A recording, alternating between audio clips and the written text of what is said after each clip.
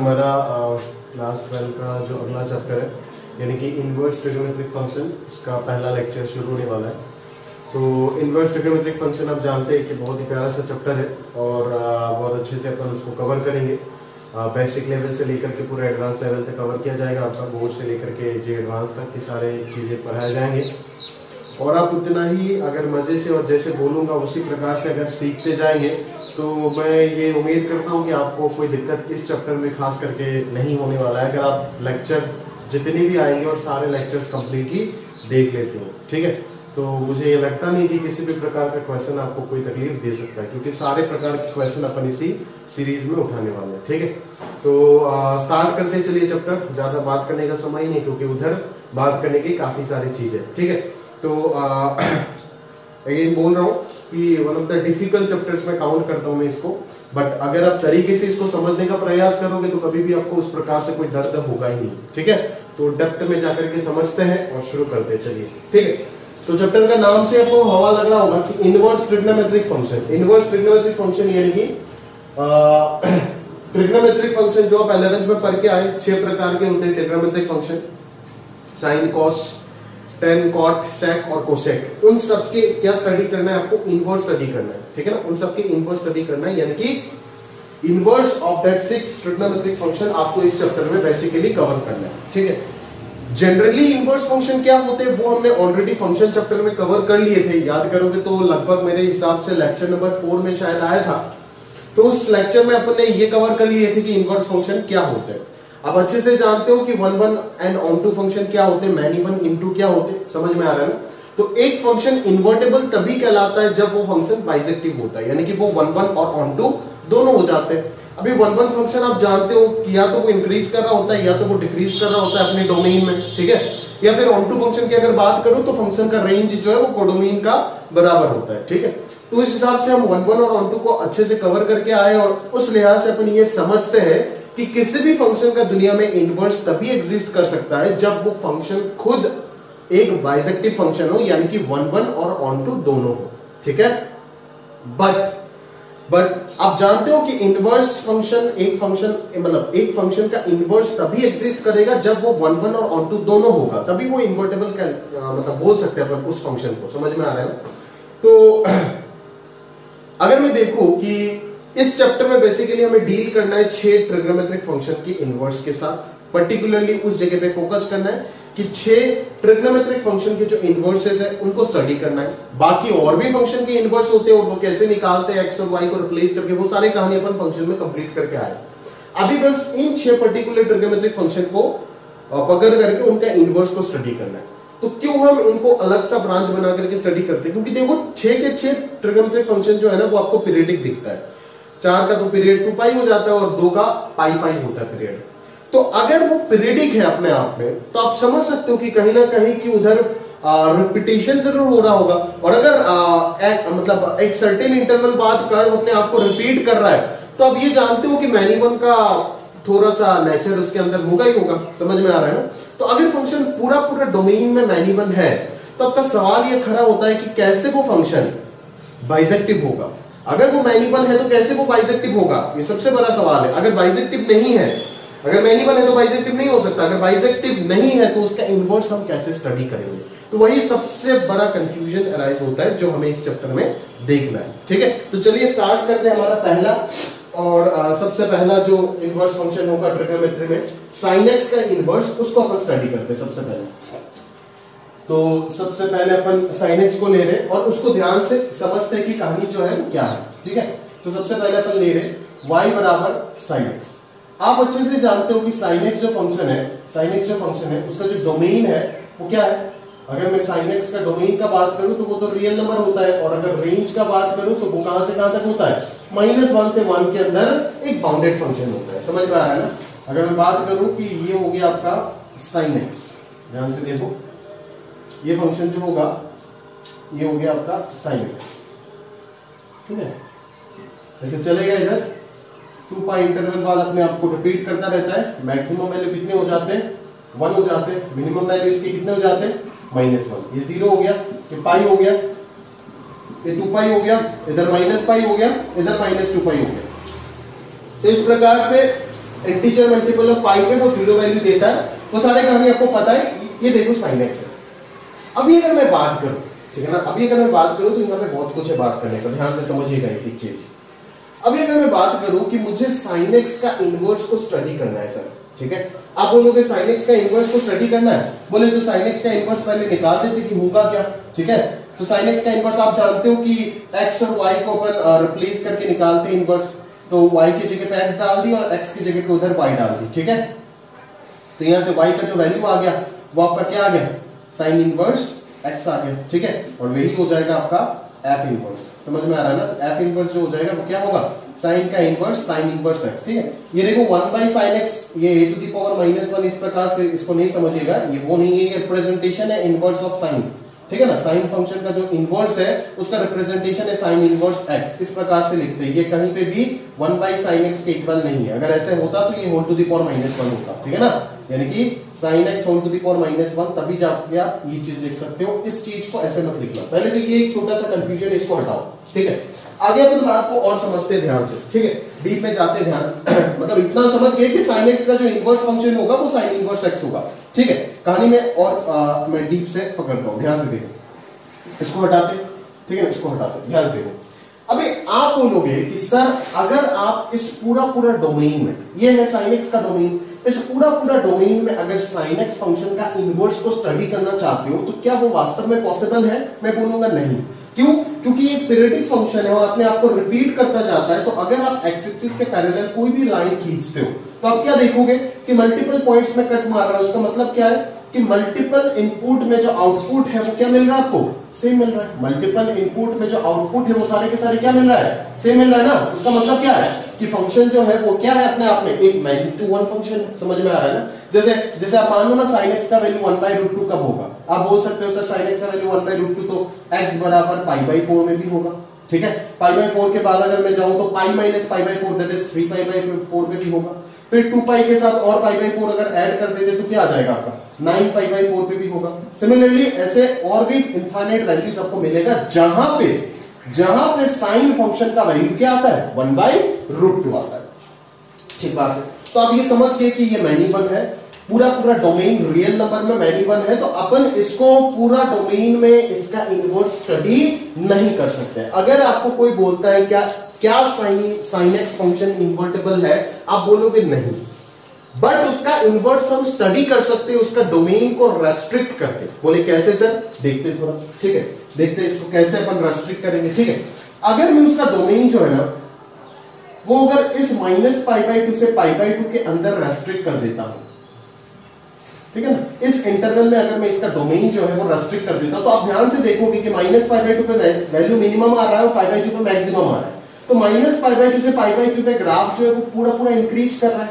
या फिर अगर मैं इस प्रकार से इंटरवल लेता हूं कि π/2 से 3π/2, यहां पे ग्राफ जो है वो पूरा क्या कर रहा है? डिक्रीज कर रहा है। इसके अगला वाला इंटरवल इंक्रीज कर रहा है, इसके पीछे वाला इंटरवल डिक्रीज कर रहा है। तो वो छोटे इंटरवल में अगर टुकड़ों में sin x को डिवाइड कर देते हैं तो उन छोटे इंटरवल में अपन sin x का क्या स्टडी कर सकते हैं? इनवर्स नेचर को स्टडी कर सकते हैं।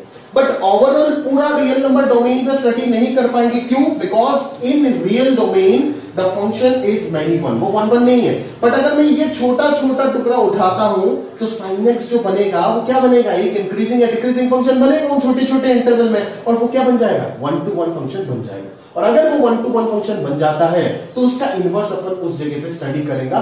क्यों? क्योंकि वो फंक्शन तब बाइजेक्टिव हो जाएगा। समझ में आ रहा है ना। उन छोटे टुकड़े इंटरवल में अपन उस फंक्शन को क्या बना देंगे? बाइजेक्टिव बना देंगे, जिस कारण उसका इनवर्स जो है वो आप स्टडी कर सकते हो। तो कहने मतलब कि क्या sin x इन्वर्टेबल है अपने डोमेन में? बिल्कुल नहीं। क्यों? क्योंकि फंक्शन मैनी वन है। क्या sin x का इनवर्स अपन स्टडी कर सकते हैं उसका डोमेन को रेस्ट्रिक्ट करके? बिल्कुल सही। कैसे डोमेन को रेस्ट्रिक्ट करेंगे? -π/2 से π/2 में रेस्ट्रिक्ट करो, या तो π/2 से 3π/2 पे रेस्ट्रिक्ट करो, या तो 3π/2 से 5π/2 जाओ, या फिर पीछे जाओ। ऐसे अगर पाई लेंथ का इंटरवल में आप उसको रेस्ट्रिक्ट करते हो, हर पाई लेंथ का इंटरवल नहीं होगा। देखो अगर 0 से पाई तक ले लेते हो तो ये इंक्रीज भी हो रहा है, डिक्रीज हो रहा है। इतना सा अगर ले लोगे तब तो ये इंक्रीज भी हो जाएगा, डिक्रीज भी हो जाएगा, वापस मैनी वन नेचर आ जाएगा। तब तो उसका इनवर्स स्टडी नहीं कर पाओगे ना। इस प्रकार के इंटरवल में अगर आप पाई लेंथ का इंटरवल लेकर के जहां पे फंक्शन या तो इंक्रीज कर रहा है या तो सिर्फ डिक्रीज कर रहा है, उस इंटरवल को लेकर के अगर उसका इनवर्स स्टडी करना चाहते हो तो जरूर आप उसका इनवर्स क्या कर सकते हो निकाल सकते हो, और उस फंक्शन को बाइसेक्टिव बोल के, उसको इन्वर्टेबल बोल के उसका इनवर्स डिफाइन कर सकते हो उन पर्टिकुलर इंटरवल में। समझ में आ रहा है? ठीक है, तो यहां तक एक कहानी गया।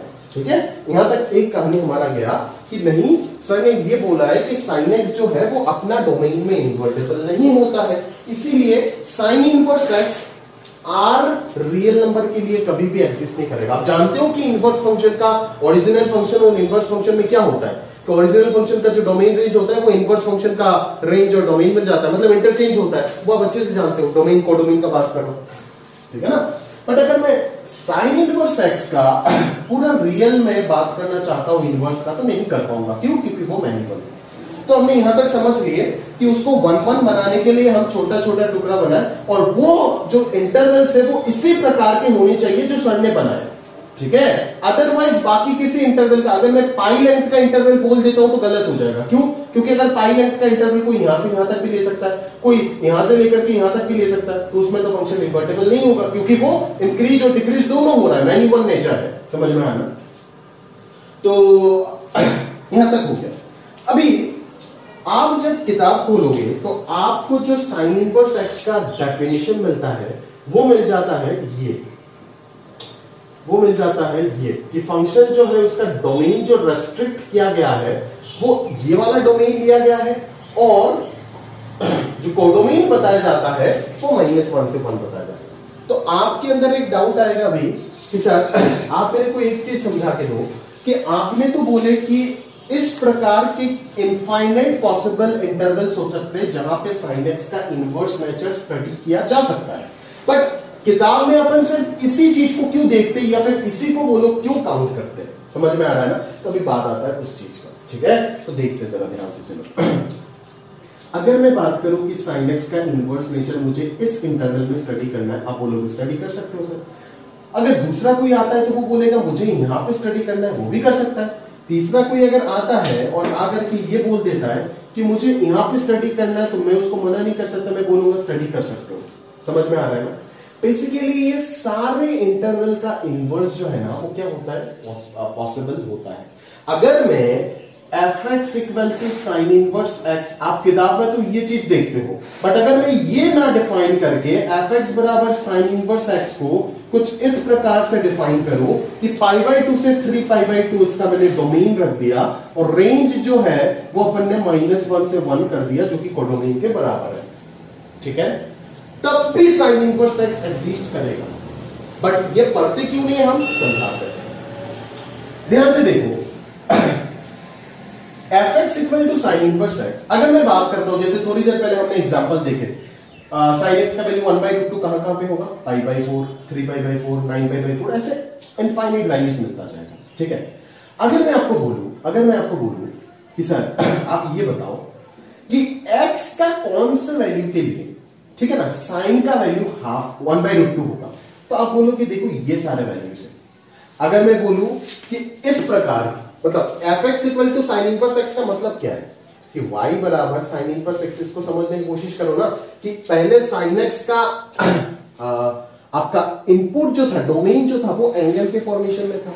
समझ में आ रहा है ना? अभी साइन इनवर्स x का जो आउटपुट होगा वो उल्टा हो जाएगा ना, तो अभी ये हो जाएगा एंगल। समझ में आ रहा है ना? तो अगर मैं बोलता हूं कि x का वैल्यू अगर मैं 1/√2 रखता हूं, ठीक है, तो y का वैल्यू क्या मिलेगा?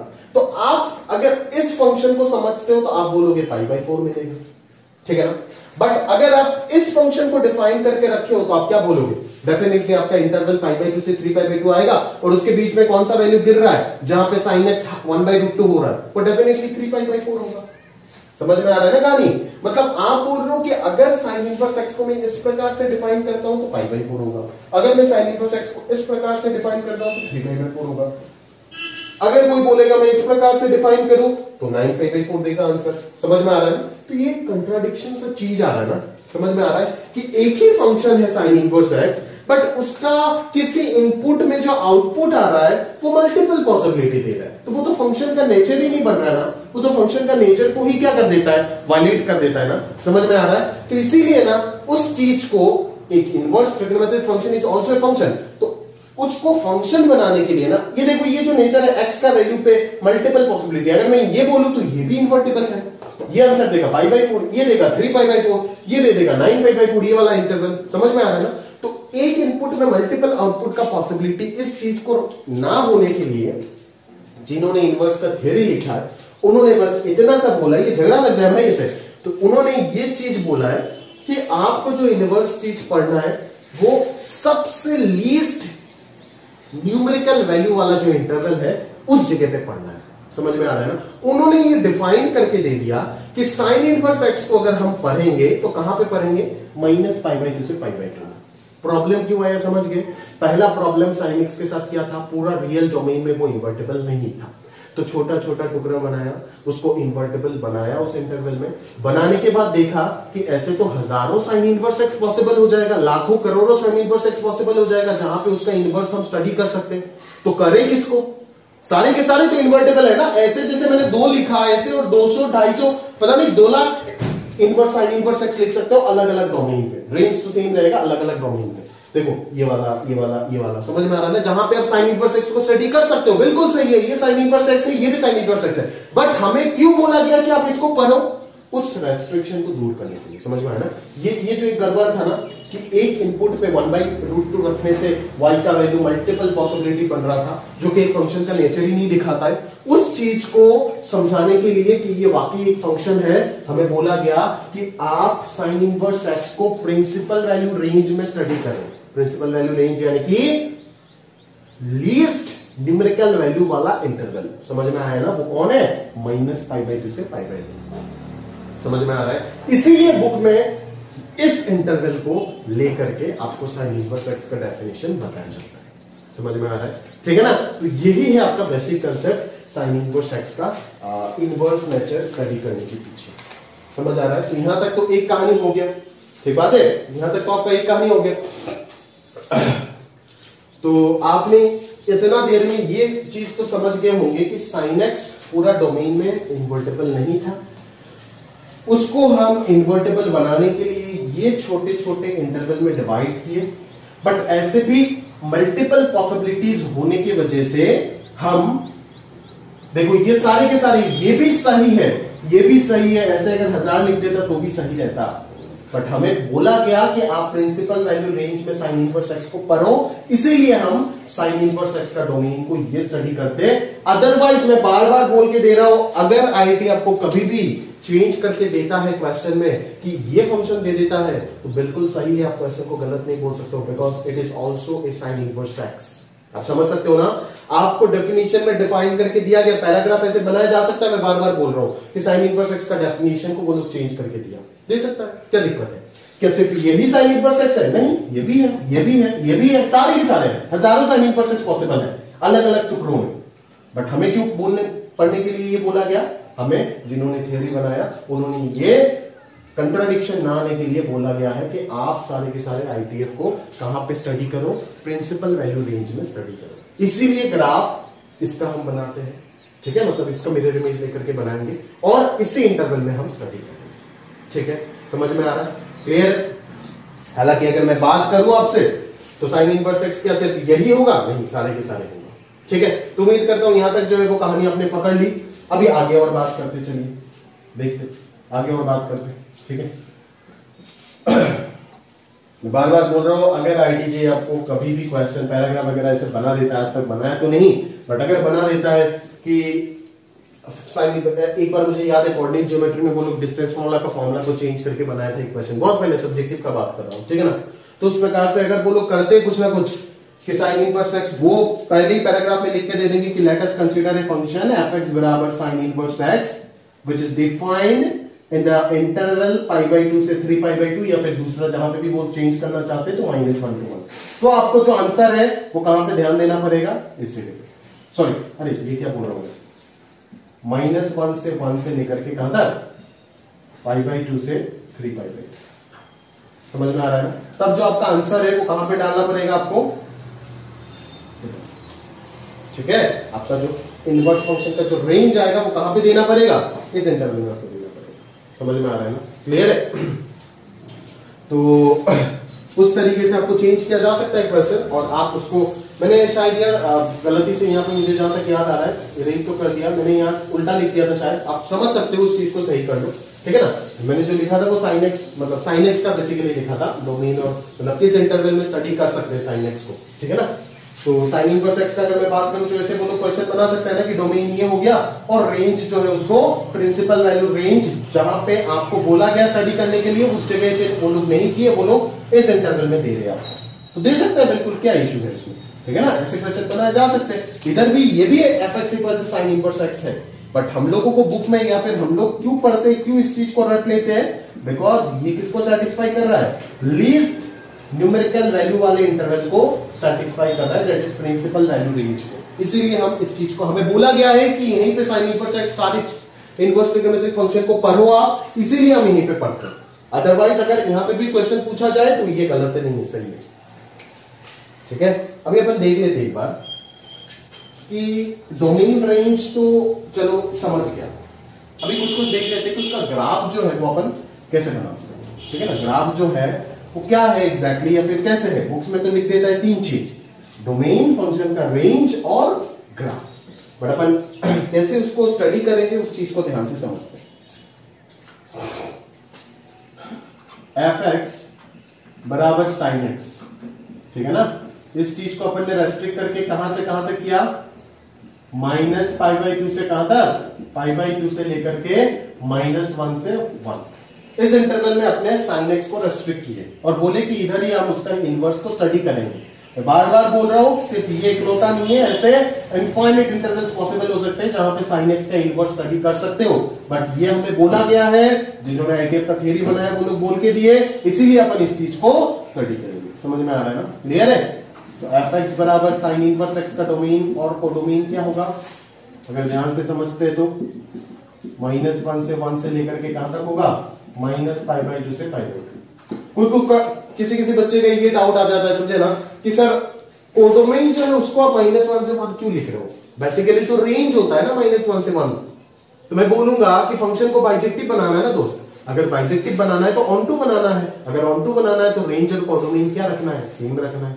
इसीलिए तो जो रेंज है उसी को अपन ने क्या डाल दिए, कोडोमेन में डाल दिए। समझ में आ रहा है ना, ताकि रेंज कोडोमेन बराबर रहे और फंक्शन क्या रहे, ऑन टू रहे। समझ आ रहा है ना। अगर अदरवाइज ऑन के साथ साथ ऑन टू भी तो होना पड़ेगा, अगर ऑन टू नहीं होता है तो वो कैसे बाइजेक्टिव होगा, इन्वर्टेबल भी नहीं हो पाएगा, ठीक बात है। तो एफ एक्स बराबर साइन इनवर्स एक्स, इस प्रकार से आप काम को देख सकते हो। इसी फंक्शन को हम स्टडी करेंगे through out the chapter, but अगर क्वेश्चन उस प्रकार से बनाया गया है तो कोई दिक्कत नहीं है, उसको भी हम समझ सकते हैं, ठीक है। आंसर जो है वो उस इंटरवल में देंगे जहां पे अगर π/2 से 3π/2 पूछा गया तो तब उधर आंसर को देंगे। समझ में आ रहा है। चल अभी अगर मैं सोचता हूं कि एफ एक्स बराबर साइन इनवर्स एक्स ये हो गया, ठीक है, तो उसका ग्राफ बनाना है, तो मैं बोलूंगा कि फंक्शन को जो आपने रिडिफाइन किए थे वो कहां से कहां तक डिफाइन किए थे, -π/2 से लेकर के कहां तक, π/2 तक, ठीक है। इसका मिनिमम वैल्यू क्या था, -1 और मैक्सिमम वैल्यू क्या था, 1 था।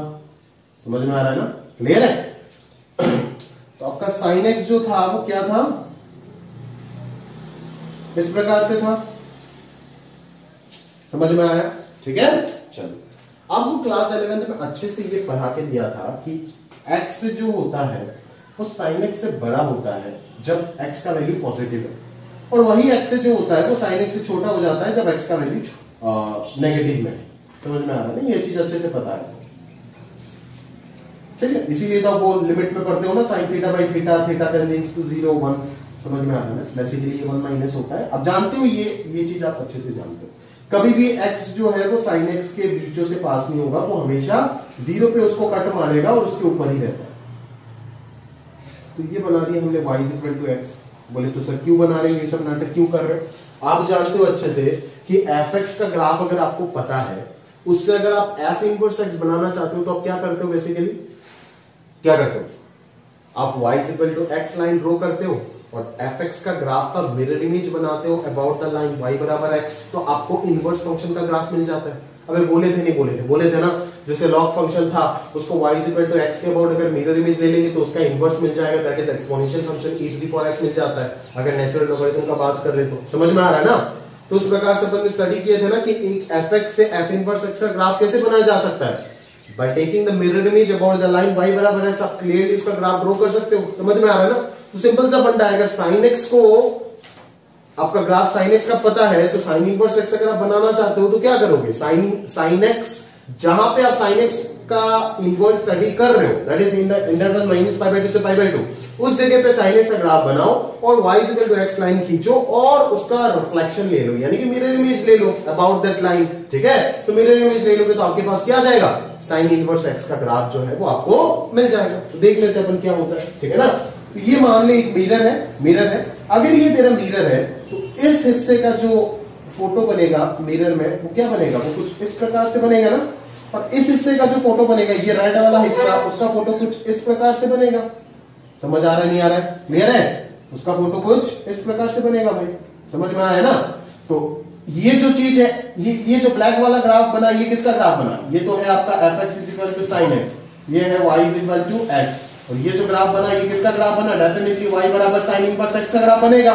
ठीक है, और इसका डोमेन कहां से कहां तक, ये तो -π/2 से π/2, इसका डोमेन कहां से कहां तक, देखो -π/2 से π/2 से छोटा हो गया ना, पता ही चल रहा है देख के, और वो -π/2 तो -1.57 होता है, उससे छोटा है, यानी कि -1 से 1 हो गया, और उसका जो रेंज हो गया वो कौन हो गया, -π/2, ये देखो बड़ा हो गया रेंज, -π/2 से क्या हो गया, π/2। समझ में आ रहा है ना। तो उसी चीज को आप बेसिकली बुक्स में देखते हो ना, साइन इनवर्स एक्स का ग्राफ जो है वो कहां से कहां तक होता है, -1 से 1 के अंदर होता है, और रेंज जो है या फिर उसका कोडोमेन, क्योंकि फंक्शन तो बाइसेक्टिव होगा, एक फंक्शन अगर बाइसेक्टिव है तो उसका इनवर्स भी बाइसेक्टिव, वो यूनिक होता है, आपको पता है अच्छे से। ठीक है, तो सब कुछ पढ़ाया गया है भाई आपको, ठीक है ना। तो उसका आप क्या पर इनवर्स जो है उसको भी अपन स्टडी कर सकते हैं इस प्रकार से। ठीक है ना, जो ग्राफ हमने बना दिया उसी ग्राफ को बना रहा हूं वापस, ये हो जाएगा किसका graph, F X is equal to sine inverse X, जिसका डोमेन है -1 से 1 और रेंज कहां से कहां तक है, -π/2 से π/2। ठीक है ना, तो ग्राफ भी कैसे बनाया हमने वो भी कहानी को देख लिया अच्छे से, समझ में आ रहा है ना कि किस प्रकार से हमने साइन इनवर्स एक्स जो फंक्शन है उसका ग्राफ ड्रॉ किया by taking the mirror image about the line y बराबर x। समझ आता है ना, सिंपल सा चीज आप देख सकते हो अच्छे से। ठीक है, तो इस प्रकार से हमने साइन इनवर्स एक्स को स्टडी कर लिया। मैं बार बार बोल रहा हूं, वर्णन करके दे रहा हूं कि क्यों हम इस साइन इनवर्स एक्स को पढ़ रहे हैं, क्योंकि हमें बोला गया है। अगर बोला नहीं जाता तो क्या क्या पॉसिबिलिटी आता, अगर मैं क्वेश्चन बना दूं आपके साथ कि which of the following are the possible graphs of sine inverse X, तो क्या ये पॉसिबल नहीं होगा। ये देख, इसके बाद ये था या नहीं था, ये इंटरवल था या नहीं था, तो अगर मैं इसका मिरर इमेज ढूंढूं तो ग्राफ जो होगा वो कुछ, अगर मैं हटा देता हूं इसको, तो ग्राफ इसका जो मिरर इमेज होगा वो कहां से कहां तक, ये है आपका -π/2 से 3π/2 तक, तो ये कहां से कहां तक स्टार्ट होगा, ये π/2 से ऐसे जाएगा ना, 3π/2 तक जाएगा उधर। ठीक है, तो π/2 पे ये आपका, अगर मैं ध्यान से देखूं, और डोमेन हो जाएगा आपका -1 से 1।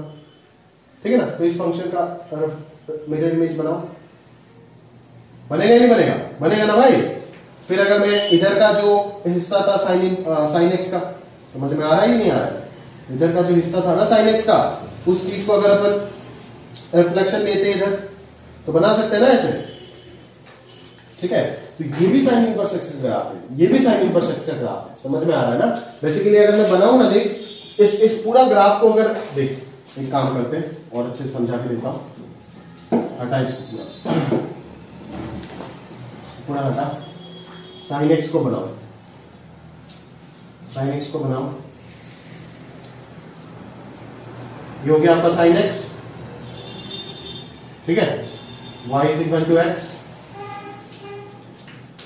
ठीक है, मिरर इमेज बनाओ, पूरा ग्राफ का मिरर इमेज ले लो, चलेगा भाई ऐसे, चलेगा नहीं चलेगा, ऐसे चलेगा ना। तो आप देख सकते हो कि सर आप जो है वो इनवर्स कहां तक आपने स्टडी किए, आपने तो बस इतना सा हिस्सा स्टडी किए थे ना, जो प्रिंसिपल रेंज वाला वैल्यू आप बोल रहे थे कि हमें बोला गया था जहां तक स्टडी करने के लिए। क्या ये साइन इनवर्स एक्स नहीं होता है सर, बिल्कुल होता है ना। ये जो हिस्सा है ना आपका इधर का, ठीक है ना, यहां से लेकर के यहां तक जो हिस्सा है ना, इस जगह से लेकर के इस जगह तक, इसका अगर रिफ्लेक्शन लेते तो कुछ इस प्रकार से ग्राफ बनेगा ना। तो क्या ये इन्वर्टेबल नहीं है? बिल्कुल है। क्या ये साइन इनवर्स एक्स का ग्राफ नहीं है? क्या ये साइन इनवर्स एक्स का ग्राफ नहीं है? उधर भी होगा, इधर भी होगा, ये टुकड़ा भी ग्राफ होगा साइन इनवर्स एक्स का, ये भी होगा। उसके बाद अगर मैं बात करूं, ये भी होगा, ये भी होगा, ये भी होगा, सारे के सारे होगा साइन इनवर्स एक्स। बट हम ये क्यों पढ़ रहे हैं? क्योंकि हमें बोला गया है कि principal range least numerical value वाला इंटरवल को आप स्टडी करो as the range of sine inverse X. ये आपको बोला गया है डेफिनेशन में, इसीलिए आप इसको स्टडी कर रहे हो। हालांकि साइन इनवर्स एक्स ये सारे के सारे होते हैं, ठीक है ना, अदरवाइज साइन इनवर्स एक्स ये सारे के सारे होते हैं। समझ में आ रहा है ना? अगर मैं π/2 से 3π/2 कर देता हूं उसका रेंज, तो कोई गलत नहीं है, वो भी साइन इनवर्स एक्स है। अगर मैं 3π/2 से 5π/2 कर देता हूं उसका रेंज, तो भी कोई गलत नहीं है, वो भी साइन इनवर्स एक्स है। अगर मैं -3π/2 से -π/2 कर देता हूं तो भी कोई गलत नहीं है, वो भी साइन इनवर्स एक्स है। बट हम ये क्यों कर रहे हैं? क्योंकि हमें बोला गया है कि आप प्रिंसिपल वैल्यू रेंज को स्टडी करो। That's it. समझ में आया? क्लियर? तो यहां तक आपने समझ लिए कि कैसे आप साइन इनवर्स एक्स जो फंक्शन है उसका क्या बना सकते हो, ग्राफ को स्टडी कर सकते हो प्रॉपर्ली, ठीक है ना। इसको देख करके बच्चे पूछ देते कभी कभी, ये तो सर पीरियडिक लग रहा है। अभी ये पीरियडिक कहां है? पीरियडिक तो एक्स में जब रिपीटेशन होता है तब पीरियडिक। ये तो हाइट में चेंजेस आ रही है तो ना पीरियडिक है, नहीं है। This is the graph of कौन सा? x बराबर f ऑफ y, इसका ग्राफ है। समझ में आ रहा है ना? वो देख रहे थे ना कि ये देखो वर्टिकल लाइन खींचोगे तो एक के रेस्पेक्ट में मल्टीपल आउटपुट्स मिल रहा था कि नहीं मिल रहा था? ठीक है ना, उधर जो मिल रहा था याद है ना, 1/√2 के करस्पॉन्डिंग π/4, 3π/4, 9π/4, ये सारी कहानी समझ में आ रहा है ना? ठीक है, तो उस चीज को, ये तो फंक्शन ही नहीं बनेगा ना भाई, y बराबर x के, और जब इमेज लिया तो ऐसे बन गया ना इसका ग्राफ, तो ये तो फंक्शन ही नहीं बनेगा आपका। तो ये फंक्शन अगर नहीं बन रहा है तो उस चीज को फंक्शन बनाने के लिए अपन ने इस जगह पे इसको रेस्ट्रिक्ट किया। समझ में आ रहा है? सबसे पहला रीजन क्या था? मैं वापस इसको एक बार इनिशियल लेक्चर है ना, इसीलिए बार बार एक चीज को बोल रहा हूं ताकि आपका दिमाग में फिट हो जाए। क्या है, रिकॉल कराता हूं सारे पॉइंट्स को। y बराबर, चैप्टर का नाम है inverse trigonometric function. 6 trigonometric function का इनवर्स को स्टडी करना है। सबसे पहला फंक्शन लिया sin x, उसका इनवर्स स्टडी करने गया, देखा ये अपने डोमेन में तो मैनी वन है, इनवर्स तो पढ़ ही नहीं सकते, तो इसका इनवर्स जबरदस्ती पढ़ने के लिए इसको हम छोटे छोटे टुकड़ों में डिवाइड किए ताकि वो उन टुकड़ों में इन्वर्टेबल बन जाए। बट तब बात आया कि किन टुकड़ों में पढ़े उसको, सारे टुकड़ों में तो वो इनवर्स बन गया, सारे टुकड़ों में तो साइन इनवर्स एक्स एग्जिस्ट कर रहा है, सारे टुकड़ों में तो फंक्शन इन्वर्टेबल है, बाइसेक्टिव है, और उसका रेंज अपन ने मतलब साइन एक्स का रेंज जो है उसको -1 से 1 क्यों रख दिया?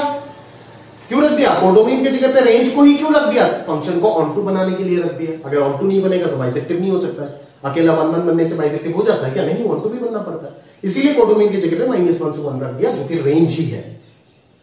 तो हमारे पास अलग अलग टुकड़ा है, सारे टुकड़ों का साइन इनवर्स एक्स बन सकता है, सारे टुकड़ों का साइन इनवर्स एक्स बन सकता है। साइन एक्स को जो अलग अलग टुकड़ों में डिवाइड किया था ना, उन सारे टुकड़ों का साइन इनवर्स एक्स पॉसिबल है। सारे टुकड़े अपने आप में साइन इनवर्स एक्स बना सकते हैं। बट हम उस झगड़े पे ना पड़ने के लिए, ये जो देखे ना 1/√2 के कोरिस्पॉन्डिंग एक देता है π/4, दूसरा बोलता है 3π/4, सारे के सारे सही है, बट फंक्शन का डेफिनेशन ही वैलिड हो जाएगा अगर इस प्रकार से साइन इनवर्स एक्स को डिफाइन कर देंगे। होगा नहीं क्या? अगर इस प्रकार से बोल देंगे कि सबके सब स्टडी कर सकते हैं हम, अगर सबके सब इन्वर्टेबल बन रहे हैं तो सब सही है, सबको स्टडी करो, तो आप बोलोगे ना वापस, आप भी तो खुद बोलोगे कि सर x = 1/√2 में तो साइन इनवर्स x जो वैल्यू दिखा रहा है वो तो π/2 भी है, सॉरी π/4 भी है, 3π/4 भी है, 9π/4 भी है, सारे वैल्यूज क्लियर है। तो वो तो फंक्शन का नेचर ही नहीं है ना। एक इनपुट से मल्टीपल पॉसिबिलिटी आउटपुट अगर आ गया, एक से अगर यूनिक इमेज का फंडा कहां गया? नहीं आ रहा है ना, तो फंक्शन का डेफिनेशन वैलिड हो जाएगा। उस चीज के लिए हमें उसको एक इंटरवल में रेस्ट्रिक्ट करना पड़ा। तब जिन्होंने बनाया था उन्होंने ये प्रॉब्लम फेस किया और फिर उन्होंने रीडिफाइन करके दिया कि आप 6 के 6 इनवर्स ट्रिग्नोमेट्रिक फंक्शन को प्रिंसिपल वैल्यू रेंज यानी कि लीस्ट न्यूमेरिकल वैल्यू वाले रेंज में स्टडी करो, और वही है आपका 6 के 6 आईटीएफ जो आप बुक में पढ़ते हो। ठीक है, तो ये है आपका पूरा कहानी साइन इनवर्स एक्स या फिर कोई भी इनवर्स ट्रिग्नोमेट्रिक फंक्शन के पीछे, और उसी चीज को अपन पूरा कवर करेंगे। ठीक है, तो हो गया, इसको इरेज कर देते भाई। अभी आगे देखते कहानी, ठीक है ना। देखो जरा आगे, ये हो गया आपका f(x) बराबर साइन इनवर्स x, ये हो गया आपका f(x) बराबर साइन इनवर्स x, जो कि 1/sin x के कभी भी इक्वल नहीं है। ये रिप्रेजेंटेशन है sin इनवर्स x का, और उसका डोमेन हो गया आपका -1 से 1, और उसका रेंज या फिर कोडोमेन आप बोल सकते हो, कहां से कहां तक ले लिया हमने, -π/2 से π/2। क्यों कोडोमेन को रेंज ले लिया, क्यों, क्योंकि फंक्शन ऑनटू बनेगा तभी तो सब कुछ सही रहेगा ना, इसीलिए -π/2 से π/2 ले लिया। आप जानते हो कि sin x का ठीक उल्टा था, sin इनवर्स x उल्टा हो गया। एक फंक्शन और इनवर्स फंक्शन में वही चीज होता है कि डोमेन और कोडोमेन पूरा पूरा इंटरचेंज हो जाता है। ठीक है, तो ये हो गया आपका proper definition of sin inverse x, जो आपको थ्रू आउट द चैप्टर पढ़ना है। सारी कहानी समझ आया, बहुत अच्छी बात है, ज्ञान लेना चाहते हो बहुत अच्छी बात है, भर के देंगे। अगर कुछ समझ नहीं आया याद कर लेता हो जाएगा। ठीक है, ग्राफ को याद रखना पड़ेगा, बहुत जरूरी चीज है, ग्राफ के बिना होगा नहीं कहानी। ठीक है, कुछ पढ़ा नहीं सकता ग्राफ के बिना, ग्राफ को अच्छे से याद रख, फंक्शन का डोमेन याद रख, रेंज याद रख। ठीक है, तो ये हो गया आपका sin इनवर्स x, है ना। तो अभी इसी sin इनवर्स x के ऊपर बेस करके हम कुछ कुछ छोटे मोटे पॉइंट्स को देखने का प्रयास करते हैं। ठीक है, कि क्या क्या सीखने को मिला। ये अभी तक हमने ये समझ गए कि sin इनवर्स x दुनिया में आया कैसे, उसका पहचान कैसे हुआ। ठीक है, कैसे हम, क्यों हम इसी को पढ़ रहे, क्यों sin इनवर्स x का ग्राफ यही हुआ। उम्मीद करता हूं कि इतना कुछ आपको समझा दिया अभी तक, कैसे आया, क्यों आया, कैसे उसका ग्राफ बना, क्या है क्या नहीं है, सब कुछ समझा दिया। अभी आगे समझाने का प्रयास करता है कि इस ग्राफ से क्या क्या सीख सकते हैं जो हमें सवाल में हेल्प करेगा। ठीक बात है, देखते हैं पॉइंट्स को देखते हैं। सबसे पहली बात कि एक बच्चे को डोमेन रेंज याद होना चाहिए, मैं पहले बता रहा हूं। ठीक है, डोमेन डोमेन रेंज सारे फंक्शन की याद होने चाहिए अच्छे से, ये sin इनवर्स x है। ठीक है, डोमेन रेंज बोलो बेहतर है, कोडोमेन बोल के और कंफ्यूज मत करो यार, आपको उतना दिमाग में समझ होना चाहिए कि फंक्शन का रेंज और कोडोमेन इस केस में बराबर रहेगा, क्योंकि फंक्शन बाइसेक्टिव है। ओरिजिनल फंक्शन जो था वो बाइसेक्टिव है, तो उसका इनवर्स भी बाइसेक्टिव होगा भाई। ठीक है, यूनिक भी होगा। चलो, उसके अलावा क्या पता चला कि भाई फंक्शन जो है वो क्या है, कंटीन्यूअस इन इट्स डोमेन। दिख रहा है नहीं दिख रहा है भाई, ग्राफ जो है वो कंटीन्यूअस दिख रहा है या नहीं दिख रहा है, बराबर दिख रहा है। फंक्शन जो है वो क्या है, पूरा पूरा अपने डोमेन में कंटीन्यूअस है ना, कंटीन्यूअस इन इट्स डोमेन बोला, दैट इज -1 to 1। अगर मैं बोल देता continuous in a whole real number, गलत बात है। समझ में आ रहा है ना, कैसे होगा कंटीन्यूअस पूरा रियल नंबर लाइन पे, हो ही नहीं सकता। तो कंटीन्यूअस कहां पे होगा, -1 से 1, यानी कि अपने डोमेन में कंटीन्यूअस होगा। ठीक है, चलो उसके बाद अगर मैं बात करूं तो क्या है, बहुत ही important point, increasing in its domain. आप बोलोगे सर ये सब क्यों फालतू में लिखा है, क्या अहमियत है इसका, ये तो देख के समझ आता है, जब सवाल पता चलेगा तो ऐसे ही हम सोच के बता देंगे। भाई आप बता सकते हो, सारे बच्चे नहीं बता पाएंगे, इसीलिए एक बार डिस्कस कर लेना पहले। ठीक है, इंक्रीजिंग इन इट्स डोमेन बोलने का फायदा क्या है, फायदा क्या है बताओ, फायदा क्या है। आप बोलोगे ये मुफ्त का चीज लिखा हुआ है, नहीं भाई मुफ्त का चीज नहीं। याद है इनइक्वालिटी चैप्टर में बोला था कि दो सारे लॉगरिथमिक, एक्सपोनेंशियल, सारे प्रकार की इनइक्वालिटी कवर कर लिया था 11th में, बट दो चीज छोड़ दिया था, एक ट्रिग्नोमेट्रिक इनइक्वालिटी, एक आईटीएफ का इनइक्वालिटी। याद है ना, ट्रिग्नोमेट्रिक इनइक्वालिटी ट्रिग्नोमेट्री में कवर करके दिया था ट्रिग्नोमेट्रिक इक्वेशन के बाद, बट आईटीएफ का जो इनइक्वालिटी है वो अभी कवर करेंगे। अगर आपको इंक्रीजिंग फंक्शन का आउटपुट बहुत ज्यादा निकलता है ना, समझ में आ रहा है ना, क्लियर है। अगर आपको कभी भी कोई ऐसा लिख देता है कि fx1 is less than fx2 और f जो है वो एक इंक्रीजिंग फंक्शन है, तो क्लियरली आप ये बोल सकते हो ना कि x1 भी x2 से छोटा होगा, क्योंकि अगर fx1 fx2 से छोटा है तो डेफिनेटली अगर फंक्शन इंक्रीजिंग है तो x1 x2 से छोटा होगा। fx1 अगर fx2 से छोटा है तो x1 x2 से छोटा होगा, और वही ग्राफ अगर डिक्रीजिंग का होता तो fx1 अगर fx2 से छोटा है तो x1 x2 से बड़ा होगा, इनइक्वालिटी रिवर्स हो जाता। वो चीज आप ग्राफ से समझ सकते हो। तो अगर आपको मैंने कभी भी ऐसा कोई क्वेश्चन दे दिया, solve sin inverse of x - 1 is less than sin inverse of 2 - x, find the value of x for which this inequality holds, तो आप कैसे सॉल्व करोगे, अक्सर पे हाथ रख के बैठे रहोगे क्या, आप नहीं बोलो, आप क्या बोलोगे कि फंक्शन sin इनवर्स जो है वो दोनों तरफ दिख रहा है और वो अपने आप में एक इंक्रीजिंग फंक्शन होता है, अगर वो इंक्रीजिंग फंक्शन है तो इनइक्वालिटी मेंटेन रहेगा। और यहां से अपन बोल सकते हैं 2x < 3, यानी कि x का वैल्यू जो है वो 3/2 से छोटा होगा। इस चीज को समझने के लिए, इस प्रकार के क्वेश्चन को सॉल्व कर पाओ, उस चीज को ध्यान में रखते हुए ये नोट लिखा करके देंगे। फालतू का चीज नहीं है, कोई जो भी पढ़ा रहे कुछ फालतू का नहीं है, समझ में आ रहा है ना, सारी चीज का अहमियत बहुत ज्यादा इसलिए पढ़ाया जा रहा है। ठीक है, तो ये हो गया आपका इंक्रीजिंग फंक्शन का फंडा। ठीक है, कौन सा इंक्रीजिंग है कौन सा डिक्रीजिंग है, एकदम दिमाग क्लियर होने चाहिए, उसका एप्लीकेशन आएगा। कंटिन्यूअस हो गया। अभी क्या बात करें, बाउंडेड है, बाउंडेड है या नहीं ग्राफ, बाउंडेड है ना भाई, बाउंडेड है, बाउंडेड इन -π/2 से π/2, समझ में आ रहा है। अच्छा, कभी कभी ने एक बार एक क्वेश्चन बनाया था ऐसे ही और पूछ लिया था ये कि bounded sine inverse x is bounded in -100 से 100, तो बच्चा बोलता है ये तो फॉल्स है सर, क्यों, क्योंकि साइन इनवर्स एक्स तो -π/2 से π/2 में बाउंडेड है। अरे भाई, अगर -π/2 से π/2 में बाउंडेड है तो क्या -100 से 100 में बाउंडेड नहीं है ना भाई, इस चीज को कंफ्यूज मत हो जाना, ये भी एक ट्रू स्टेटमेंट है, समझ में आ रहा है ना, ठीक है। तो इस चीज को भी ध्यान से आप नोट करके रखिएगा, साइन इनवर्स एक्स जो है वो क्या है, -π/2 से π/2 बाउंडेड है, और इससे बड़ा कोई भी इंटरवल अगर दिया जाए तो उसमें भी क्या होगा, बाउंडेड ही होगा, ठीक है। आगे बात करते चल और पॉइंट से उसमें बात करते, देख यहां से यहां तक थोड़ा ऑब्जर्व करने की कोशिश कर, ग्राफ ऐसे जा रहा है, पूरा पूरा ऐसे है, और इसके बाद ऐसे हो गया, मतलब क्या कि पहले ऐसे था कंकेव डाउनवर्ड और अभी कंकेव अपवर्ड हो गया, मतलब फंक्शन का जो कंकेविटी है वो क्या हो रहा है, चेंज हो रहा है एक पॉइंट में, और उस पॉइंट का नाम क्या है, 0, समझ में आ रहा है ना। और याद रखो ये बात, हम कैलकुलस में इसको अच्छे से इन डिटेल में कवर करेंगे बहुत सारे क्वेश्चंस के साथ, बट अभी आपको बस एक उसका इंफॉर्मेशन दे करके रख रहे हैं कि यहां पे देख रहे हो आप कि साइन इनवर्स एक्स अपना कंकेविटी को चेंज करता है x = 0 में, मतलब जहां पे ग्राफ अपना कंकेविटी को चेंज करता है उस जगह को हम बोलते हैं पॉइंट ऑफ इन्फ्लेक्शन। क्या बोलते हैं, उस जगह को हम बोलते हैं पॉइंट ऑफ इन्फ्लेक्शन, ठीक है, उस जगह को हम बोलते हैं पॉइंट ऑफ इन्फ्लेक्शन।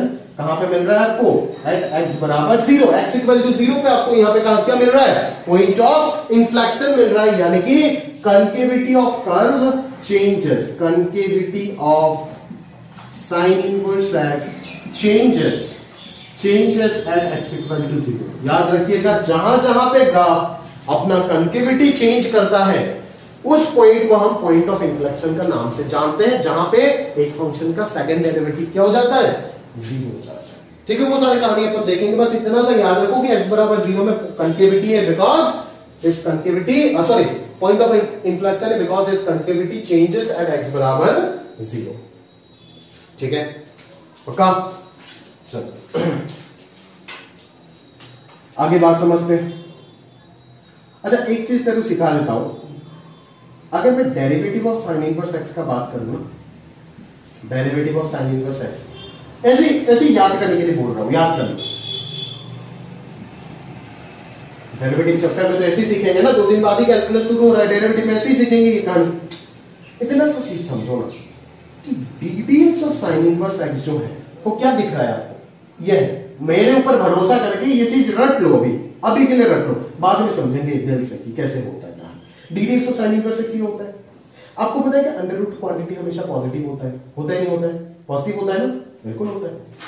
आप बोलोगे इस डेरिवेटिव को एग्जिस्ट करने के लिए रूट के अंदर वाला चीज पॉजिटिव होना चाहिए, दैट इज 1 - x² > 0, बट आप क्या नहीं बोल सकते, इक्वालिटी नहीं बोल सकते बिकॉज डिनोमिनेटर है, तो x का वैल्यू -1 से 1 बोलोगे, मतलब आप बोलोगे कि डेरिवेटिव एग्जिस्ट कहां पे कर रहा है, इस इंटरवल में कर रहा है, क्लोज नहीं है, ओपन है, और ये पॉजिटिव है और 1 भी पॉजिटिव है, मतलब पॉजिटिव बाय पॉजिटिव पॉजिटिव है, मतलब for all x belongs to r ddx of sine inverse x क्या बोल रहा हूं, greater than 0। x belongs to r नहीं होगा because x belongs to r में तो फंक्शन डिफाइन ही नहीं है, -1 से 1 होगा, मतलब अगर -1 से 1 पे ही तो ग्राफ है और तो कहीं पे ग्राफ ही नहीं है, तो -1 से 1 पे अगर डेरिवेटिव इसका पॉजिटिव है, मतलब क्या, डेरिवेटिव पॉजिटिव 1 फंक्शन, सोचो जरा एक बार, मतलब फंक्शन क्या है, इंक्रीजिंग है, देख रहा है, इंक्रीजिंग का मैथमेटिकल प्रूफ भी हो गया, समझ में आ रहा है ना, फंक्शन जो है वो पूरा पूरा क्या दिख रहा है, इंक्रीजिंग दिख रहा है, नहीं दिख रहा है, तो इंक्रीजिंग का मैथमेटिकल प्रूफ भी हो गया, समझ में आ रहा है। बट बोले सर एक डाउट है, वो क्या है कि डोमेन में तो -1 1 दोनों है, बट यहां पे ओपन क्यों है, क्योंकि सर कि -1 और 1 के फंक्शन का डेरिवेटिव एग्जिस्ट नहीं कर रहा है, समझ में आया ना। अब देखो -1 1 पुट करो, डेरिवेटिव जो है वो इंफिनिटी हो जाएगा, मतलब डिनोमिनेटर 0 हो जाएगा, अनडिफाइंड हो जाएगा, मतलब क्या है, इंफिनिटी का मतलब क्या है, समझ में आता है ना कि टेंजेंट जो है वो क्या हो गया, वर्टिकल हो गया, वर्टिकल, सारी कहानी बात करेंगे डिफरेंशिएबिलिटी में, ऐसे ही बात कर रहे हैं, ठीक है ना, बेसिक लेक्चर में इसीलिए ऐसे ही बात कर रहे हैं, समझ में आया ना। अगर समझ नहीं आता है तो छोड़ दे, डिफरेंशिएबिलिटी में समझ जाएगा।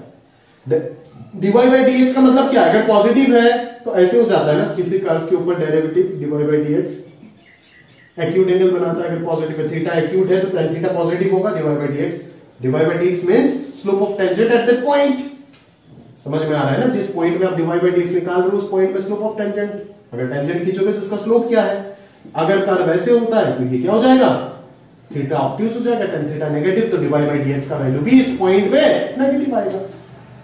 बट अगर टेंजेंट ऐसे हो गया तो थीटा कितना हो गया 90, थीटा 90 तो tan थीटा जो होगा वो क्या हो जाएगा, पूरा पूरा अनडिफाइंड हो जाएगा ना सर, इंफिनिटी को टेंड करेगा, तो उस जगह पे हम टेंजेंट को क्या बोलेंगे, वर्टिकल। तो यहाँ पे भी तो वही कहानी हो रहा है ना, +1 और -1 पे इंफिनिटी बन रहा है, और इंफिनिटी बन रहा है तो इसको क्या बोलेंगे, वर्टिकल टेंजेंट। तो याद रखना, जहां जहां पे आपको टेंजेंट जो है वो वर्टिकल मिलेगा उस जगह पे फंक्शन का डेरिवेटिव एग्जिस्ट नहीं करेगा। समझ में आ रहा है ना, उस जगह पे फंक्शन का डेरिवेटिव एग्जिस्ट नहीं करेगा। समझ में आता है ना, टेंजेंट अगर वर्टिकल हो गया तो स्लोप जो है वो क्या हो जाएगा, इंफिनिटी को टेंड करेगा, तो टेंजेंट वर्टिकल अगर हो गया तो उस जगह पे फंक्शन का डेरिवेटिव एग्जिस्ट नहीं करता है। या फिर आप ऐसे भी पूछ सकते हो ना कि dy by dx तो मतलब सर कि कर्व के ऊपर किसी भी एक पॉइंट पे टेंजेंट बनाएंगे तो उसका स्लोप का बात चल रहा है। बट अगर मैं ध्यान से देखूं तो यहां पे अगर मैं टेंजेंट बनाऊं तो ऐसे भी बना सकता हूं, ऐसे भी बना सकता हूं, ऐसे भी बना सकता हूं, ऐसे बना सकता हूं, मतलब यूनिक टेंजेंट तो बन ही नहीं रहा है ना, किसी भी कॉर्नर पे कभी भी यूनिक टेंजेंट तो बनने का पॉसिबिलिटी है ही नहीं ना, इनफाइनाइट पॉसिबिलिटीज ऑफ टेंजेंट आ जाएगा। तो आप जो dy by dx निकाल रहे हो वो किस टेंजेंट का स्लोप निकालोगे, इसीलिए हम बोलते हैं कॉर्नर्स में हमेशा डेरिवेटिव एग्जिस्ट नहीं करता है। समझ में आया ना, ये चीज को डीप में जाकर के अपन और स्टडी करेंगे, कहां पे, डिफरेंशिएबिलिटी एंड डेरिवेटिव वाले चैप्टर में। चिंता मत करो, ऐसे ही बता के दिया, ठीक है ना। तो किसी का डाउट आ सकता है ना, मुझे तो बस ये दिखाना था कि ये इंक्रीजिंग का मैथमेटिकल प्रूफ, बट किसी बच्चे का डाउट आ सकता है कि +-1 पे क्यों आपने ओपन लगाया जहां पे यहाँ पे क्लोज था, तो इसीलिए ये फंक्शन का डेफिनेशन है, ये उसका डेरिवेटिव का डेफिनेशन है। फंक्शन का डेफिनेशन में तो +1 -1 इंक्लूडेड है, बट वो कॉर्नर होने की वजह से उस जगह पे डेरिवेटिव एग्जिस्ट नहीं करेगा। और ये आप यहाँ पे भी देख सकते हो कि इंफिनिटी आ रहा है, और अगर मैं डायरेक्टली आपको ग्राफ से ऑब्जर्व करने बोलूं तो भी आप देख सकते हो, because multiple possibilities of tangent है, वर्टिकल टेंजेंट आ जाएंगे, या फिर दो रीजन हो सकता है, या तो वर्टिकल टेंजेंट का रीजन हो या फिर मल्टीपल पॉसिबिलिटीज ऑफ टेंजेंट। कहानी छोड़ो, इतना बात करके फायदा नहीं, समझेंगे अपन ये सारी चीज, ठीक है। मुद्दे का चीज है, कंटिन्यूअस से समझ में आ गया, इंक्रीजिंग के समझ में आ गया, उसका जस्टिफिकेशन दे दिया, बाउंडेड भी समझ में आ गया, पॉइंट ऑफ इन्फ्लेक्शन, ये सारी कहानी भी समझ आ गया, ठीक है। क्या पीरियडिक है फंक्शन, क्या साइन इनवर्स एक्स पीरियडिक है, बिल्कुल नहीं। अब बोलोगे सर कहां आपको पीरियडिक, रिपीटेशन कहीं पे दिख रहा है क्या, बिल्कुल नहीं दिख रहा है। तो ये फंक्शन जो हो जाएगा वो क्या हो जाएगा, ए पीरियडिक फंक्शन होगा, क्या होगा, ए पीरियडिक फंक्शन। ठीक बात है, ये फंक्शन जो होगा वो क्या होगा, ए पीरियडिक फंक्शन हो जाएगा, ठीक है। तो इसी के साथ साथ अगर मैं बात करूं तो साइन इनवर्स एक्स का जो पूरा कहानी है वो हमने धीरे धीरे करके एक एक चीज, सारी चीज ध्यान से देख ली, ठीक है। इंक्रीजिंग वाला फंडा जो है वो बार बार मैं बोल रहा हूं, अच्छे से याद रखिएगा, ठीक है, क्योंकि काफी इंपॉर्टेंट है वो चीज, है ना, और वो अगर आप याद नहीं रखोगे तो काम नहीं चलेगा, ठीक है ना। इंक्रीजिंग वाला फंडा जो है तो हमेशा याद रखिएगा कि साइन इनवर्स x1 अगर कभी भी कोई भी लिख देता है कि sine inverse x1 is less than sine inverse x2, तो आप डायरेक्टली यहां से लिख सकते हो x1 is less than x2। या फिर अगर कभी भी लिख देता है कोई sine inverse x1 is greater than sine inverse x2, तो फंक्शन इंक्रीजिंग है, इनइक्वालिटी कभी भी चेंज नहीं होगा, इनपुट के बीच में भी इनइक्वालिटी वही मेंटेन रहेगा, x1 ग्रेटर देन x2 हो जाएगा, क्योंकि यहाँ पे ग्रेटर देन है, यहाँ पे लेस देन, यहाँ पे लेस देन। समझ में आ रहा है ना। और अगर फंक्शन डिक्रीजिंग हो जाता तो कहानी चेंज हो जाता, मतलब यहाँ पे ग्रेटर है तो यहाँ पे लेस हो जाता, यहाँ पे लेस है तो यहाँ पे ग्रेटर होता, ठीक है। तो ये हो गया आपका पूरा discussion overall sign inverse X का। अगर मैं बात करूं तो हमने कंप्लीट कर रखा है, ठीक है ना। तो आगे अपन सोचेंगे कि कैसे पूरा चीज जो है उसको किया जाए, ठीक है। तो देखो, इसके साथ साथ हमने साइन इनवर्स एक्स को कवर कर लिया, अभी हम आगे की ओर बढ़ते हैं और बाकी इनवर्स ट्रिग्नोमेट्रिक फंक्शन के बारे में बातचीत करते हैं। बट जितना साइन इनवर्स एक्स को डिटेल में समझाया उतना शायद ही समझाना पॉसिबल होगा, क्योंकि इतना देर बात कर लेंगे तो बाकी चीज कब पढ़ाएंगे, आप समझ सकते हो उस चीज को, ठीक है ना। तो साइन इनवर्स एक्स को जैसे बनाया, सिमिलरली बाकी ट्रिग्नोमेट्रिक फंक्शन भी पीरियडिक है, उनको भी रेस्ट्रिक्ट करना होगा, अदरवाइज उनका इनवर्स हम स्टडी नहीं कर सकते, और प्रिंसिपल वैल्यू रेंज में ही हम फंक्शन को पूरा पूरा स्टडी करेंगे। अदरवाइज मैं बार बार बोल के दे रहा हूं कि उसको छोड़ के अगर दूसरे इंटरवल में भी स्टडी करना चाहता है क्वेश्चन सेटर, तो कर सकता है, आपके साथ बातचीत वो कर सकता है और आप भी उसके साथ बातचीत कर सकते हो, जवाब भी प्रॉपर्ली दे सकते हो, ठीक है। यही एक लौता साइन इनवर्स एक्स नहीं है दुनिया में, इनफाइनाइट साइन इनवर्स एक्स का पॉसिबिलिटी है, बट इसको हमें पढ़ने के लिए इसीलिए बोला गया क्योंकि ये लीस्ट न्यूमेरिकल वैल्यू वाले इंटरवल को सेटिस्फाई करता है। चलो बाकी ये सारे ग्राफ्स, ये सारे पॉइंट्स जो भी है, मैं तो उतना अच्छे से नोट्स आपको बना के नहीं दे रहा हूं, बट जो भी है वो सारे के सारे जो चीज है वो हमारे शीट जो है, जो आपको स्टडी मटेरियल मिलता है उस पर प्रॉपरली दिया हुआ है, ठीक है ना। तो उस चीज को आप ध्यान से समझ सकते हो, और वो टेलीग्राम में मैं अपलोड कर दूंगा, ठीक है ना, आज ही अपलोड कर दूंगा, उसका आप चिंता मत करो, और लिंक जो है वो भी मैं दे दूंगा आपको, ठीक है। तो प्रॉपरली आप समझ सकते हो। आगे अगर कोई भी डाउट वगैरह है तो आप कमेंट से मेरे को पूछ लीजिएगा, मैं उसका रिप्लाई प्रॉपरली आपको दे दूंगा, ठीक है। बाकी इन डिटेल पूरा नोट्स जो है ऑलरेडी बना दिया गया है, क्वेश्चन वगैरह सब कुछ लिखा गया है, आप बस दिल से प्यार से कहानी को समझो और क्वेश्चन लगाओ, दो चीज करनी है, समझना है चीजों को और क्वेश्चन लगाना है। बाकी सारे मेहनत तो मैं करके दे दिया ऑलरेडी, सारे थ्योरी नोट्स से सब कुछ प्रॉपरली सेट करके बना करके सब कुछ दे दिया, उसका क्या टेंशन है, आप बस अपना काम करो प्रॉपरली, ठीक है। समझने में सबसे ज्यादा एफर्ट मारो, सबसे ज्यादा एफर्ट, उससे भी कहीं गुना ज्यादा एफर्ट लगाओ क्वेश्चन सॉल्व करने में, ठीक है, और उससे भी कहीं गुना ज्यादा एफर्ट लगाओ डिस्कशन करने में। समझ में आ रहा है ना, क्लियर है, क्योंकि डिस्कशन ही सबसे मुद्दे का चीज होता है। आगे चलिए देखते हैं अगला फंक्शन हमारा, यानी कि सेकंड फंक्शन जो आएगा वो कौन आएगा, कॉस इनवर्स एक्स, ठीक है, जानते हो कॉस इनवर्स एक्स को भी जानते हो, उसका भी वही नेचर होता है साइन एक्स की तरह कहीं ना कहीं, यानी कि पूरा पूरा रियल डोमेन में वो एग्जिस्ट करता है, बट पीरियडिक होने की वजह से हर जगह पे उसका ग्राफ जो है वो उसको हम इन्वर्टेबल नहीं बना सकते, टुकड़ों में डिवाइड करना होगा उसको भी, और फिर उसका इन्वर्स जो है उसको अपने को स्टडी करना पड़ेगा। अभी कहां पे उसको डिवाइड करेंगे, कैसे करेंगे, उस चीज को ध्यान से अपन समझते। इस फंक्शन का डोमेन जो था वो क्या था, आर से लेकर के रेंज इसका था, या फिर कोडोमेन आप बोल सकते हो -1 से 1, ठीक है ना। कोडोमेन तो देखो इसका बात नहीं कर रहा हूं क्योंकि ये तो बाइसेक्टिव नहीं है अपने आप में, बट -1 से 1 में रख रहा हूं कोडोमेन, ठीक है ना, in the form of range, ठीक है। ग्राफ बनाते cos x का सबसे पहले, फिर देखते कहानी क्या है। y हो गया आपका, x हो गया, ये भी 1 और -1 के बीच का बाउंडेड फंक्शन है, ये 0 हो गया, ये π/2 हो गया आपका, ये पाई हो गया, ये 3π/2 हो गया, यहाँ पे 2π हो गया, ठीक है ना, ये हो गया आपका -π/2, हो जाएगा आपका -π -3π/2, ऐसे कहानी चलता जाएगा, ठीक है ना। अगर मैं बात करूं -π/2 से π/2 के बीच में, तो ग्राफ कुछ इस प्रकार से बनेगा, बनेगा या नहीं बनेगा, तो ग्राफ इतना अच्छा नहीं बन रहा है, आपको अगर ड्राइंग वगैरह आता है भाई तो आप बना सकते हो बहुत अच्छे से। पाई पे -1 देगा ना, ठीक है, -π पे भी -1 देगा, ठीक है। ये इस प्रकार से बन जाएगा आपका क्या, cos x, बनेगा नहीं बनेगा, इस प्रकार से कुछ बन जाएगा आपका cos x का ग्राफ। अभी आप देख सकते हो प्रॉपर्ली कि ये जो cos x है वो कहां पे अपने आप को सिर्फ इंक्रीज कर रहा है या फिर कहां पे अपने आप को सिर्फ डिक्रीज कर रहा है। तो अगर मैं बात करूं, पहले -π/2 से π/2 ले लेते हैं, अभी देख सकते हो -π/2 से π/2 में वो इंक्रीज भी कर रहा है, डिक्रीज भी कर रहा है, तो अभी वो इंक्रीज या फिर सिर्फ इंक्रीज या फिर सिर्फ डिक्रीज वाला इंटरवल कौन हो गया, ये हो गया, जहां पे क्या हो रहा है, डिक्रीज हो रहा है, या तो ये हो गया जहां पे क्या हो गया, फंक्शन इंक्रीज हो गया, समझ में आ रहा है ना, ये हो गया जहां पे फंक्शन क्या हो गया, प्रॉपरली डिक्रीज हो गया, समझ में आ रहा है ना। तो इस प्रकार के आप इनफाइनाइट इंटरवल बना सकते हो, ठीक है। बट अगेन मैं बोल रहा हूं कि सबसे लीस्ट इंटरवल कौन है, जहां पे एक्यूट प्रेजेंट होना ही चाहिए, वो कौन है, ये वाला है, 0 से π तक। तो हम प्रिंसिपल वैल्यू रेंज कौन सा कंसीडर कर रहे हैं, 0 से π, और उसी पे हम स्टडी करेंगे इनवर्स को, ठीक है, उसी पे हम स्टडी करेंगे इनवर्स को। ये सारे छोटे छोटे टुकड़ों में cos x जो है वो इन्वर्टेबल बन गया, अगर मैं उसका डोमेन इन छोटे छोटे रेस्ट्रिक्ट में इंटरवल में रेस्ट्रिक्ट कर देता हूं और कोडोमेन को -1 से 1 लिख देता हूं, तो ये सारे के सारे इंटरवल अपने आप में एक एक cos इनवर्स x को रिप्रेजेंट कर रहा है, ये ट्रू है। बट हम इसको क्यों कर रहे हैं, क्योंकि हमें बोला गया कि तुम प्रिंसिपल रेंज को ही कवर करो सिर्फ, तो कोई झगड़ा नहीं होगा और फंक्शन का डेफिनेशन भी वैलिड नहीं होगा। ठीक है, इसीलिए अपन सिर्फ इस चीज का cos इनवर्स x बनाएंगे। ठीक है, अभी अगर इस चीज का cos इनवर्स x बनाते हैं तो कैसे बनाएंगे? सबसे पहली बात कैसे बनाएंगे कि सर फंक्शन का ग्राफ बनाने के लिए आपको क्या करना होता है, आप भूल गए क्या? मैं बोलूंगा मैं नहीं भूला। कैसे बनाएंगे? आप बोलोगे कि सर क्या करो ना, फंक्शन का आप y इक्वल टू एक्स के अबाउट मिरर इमेज ले लो।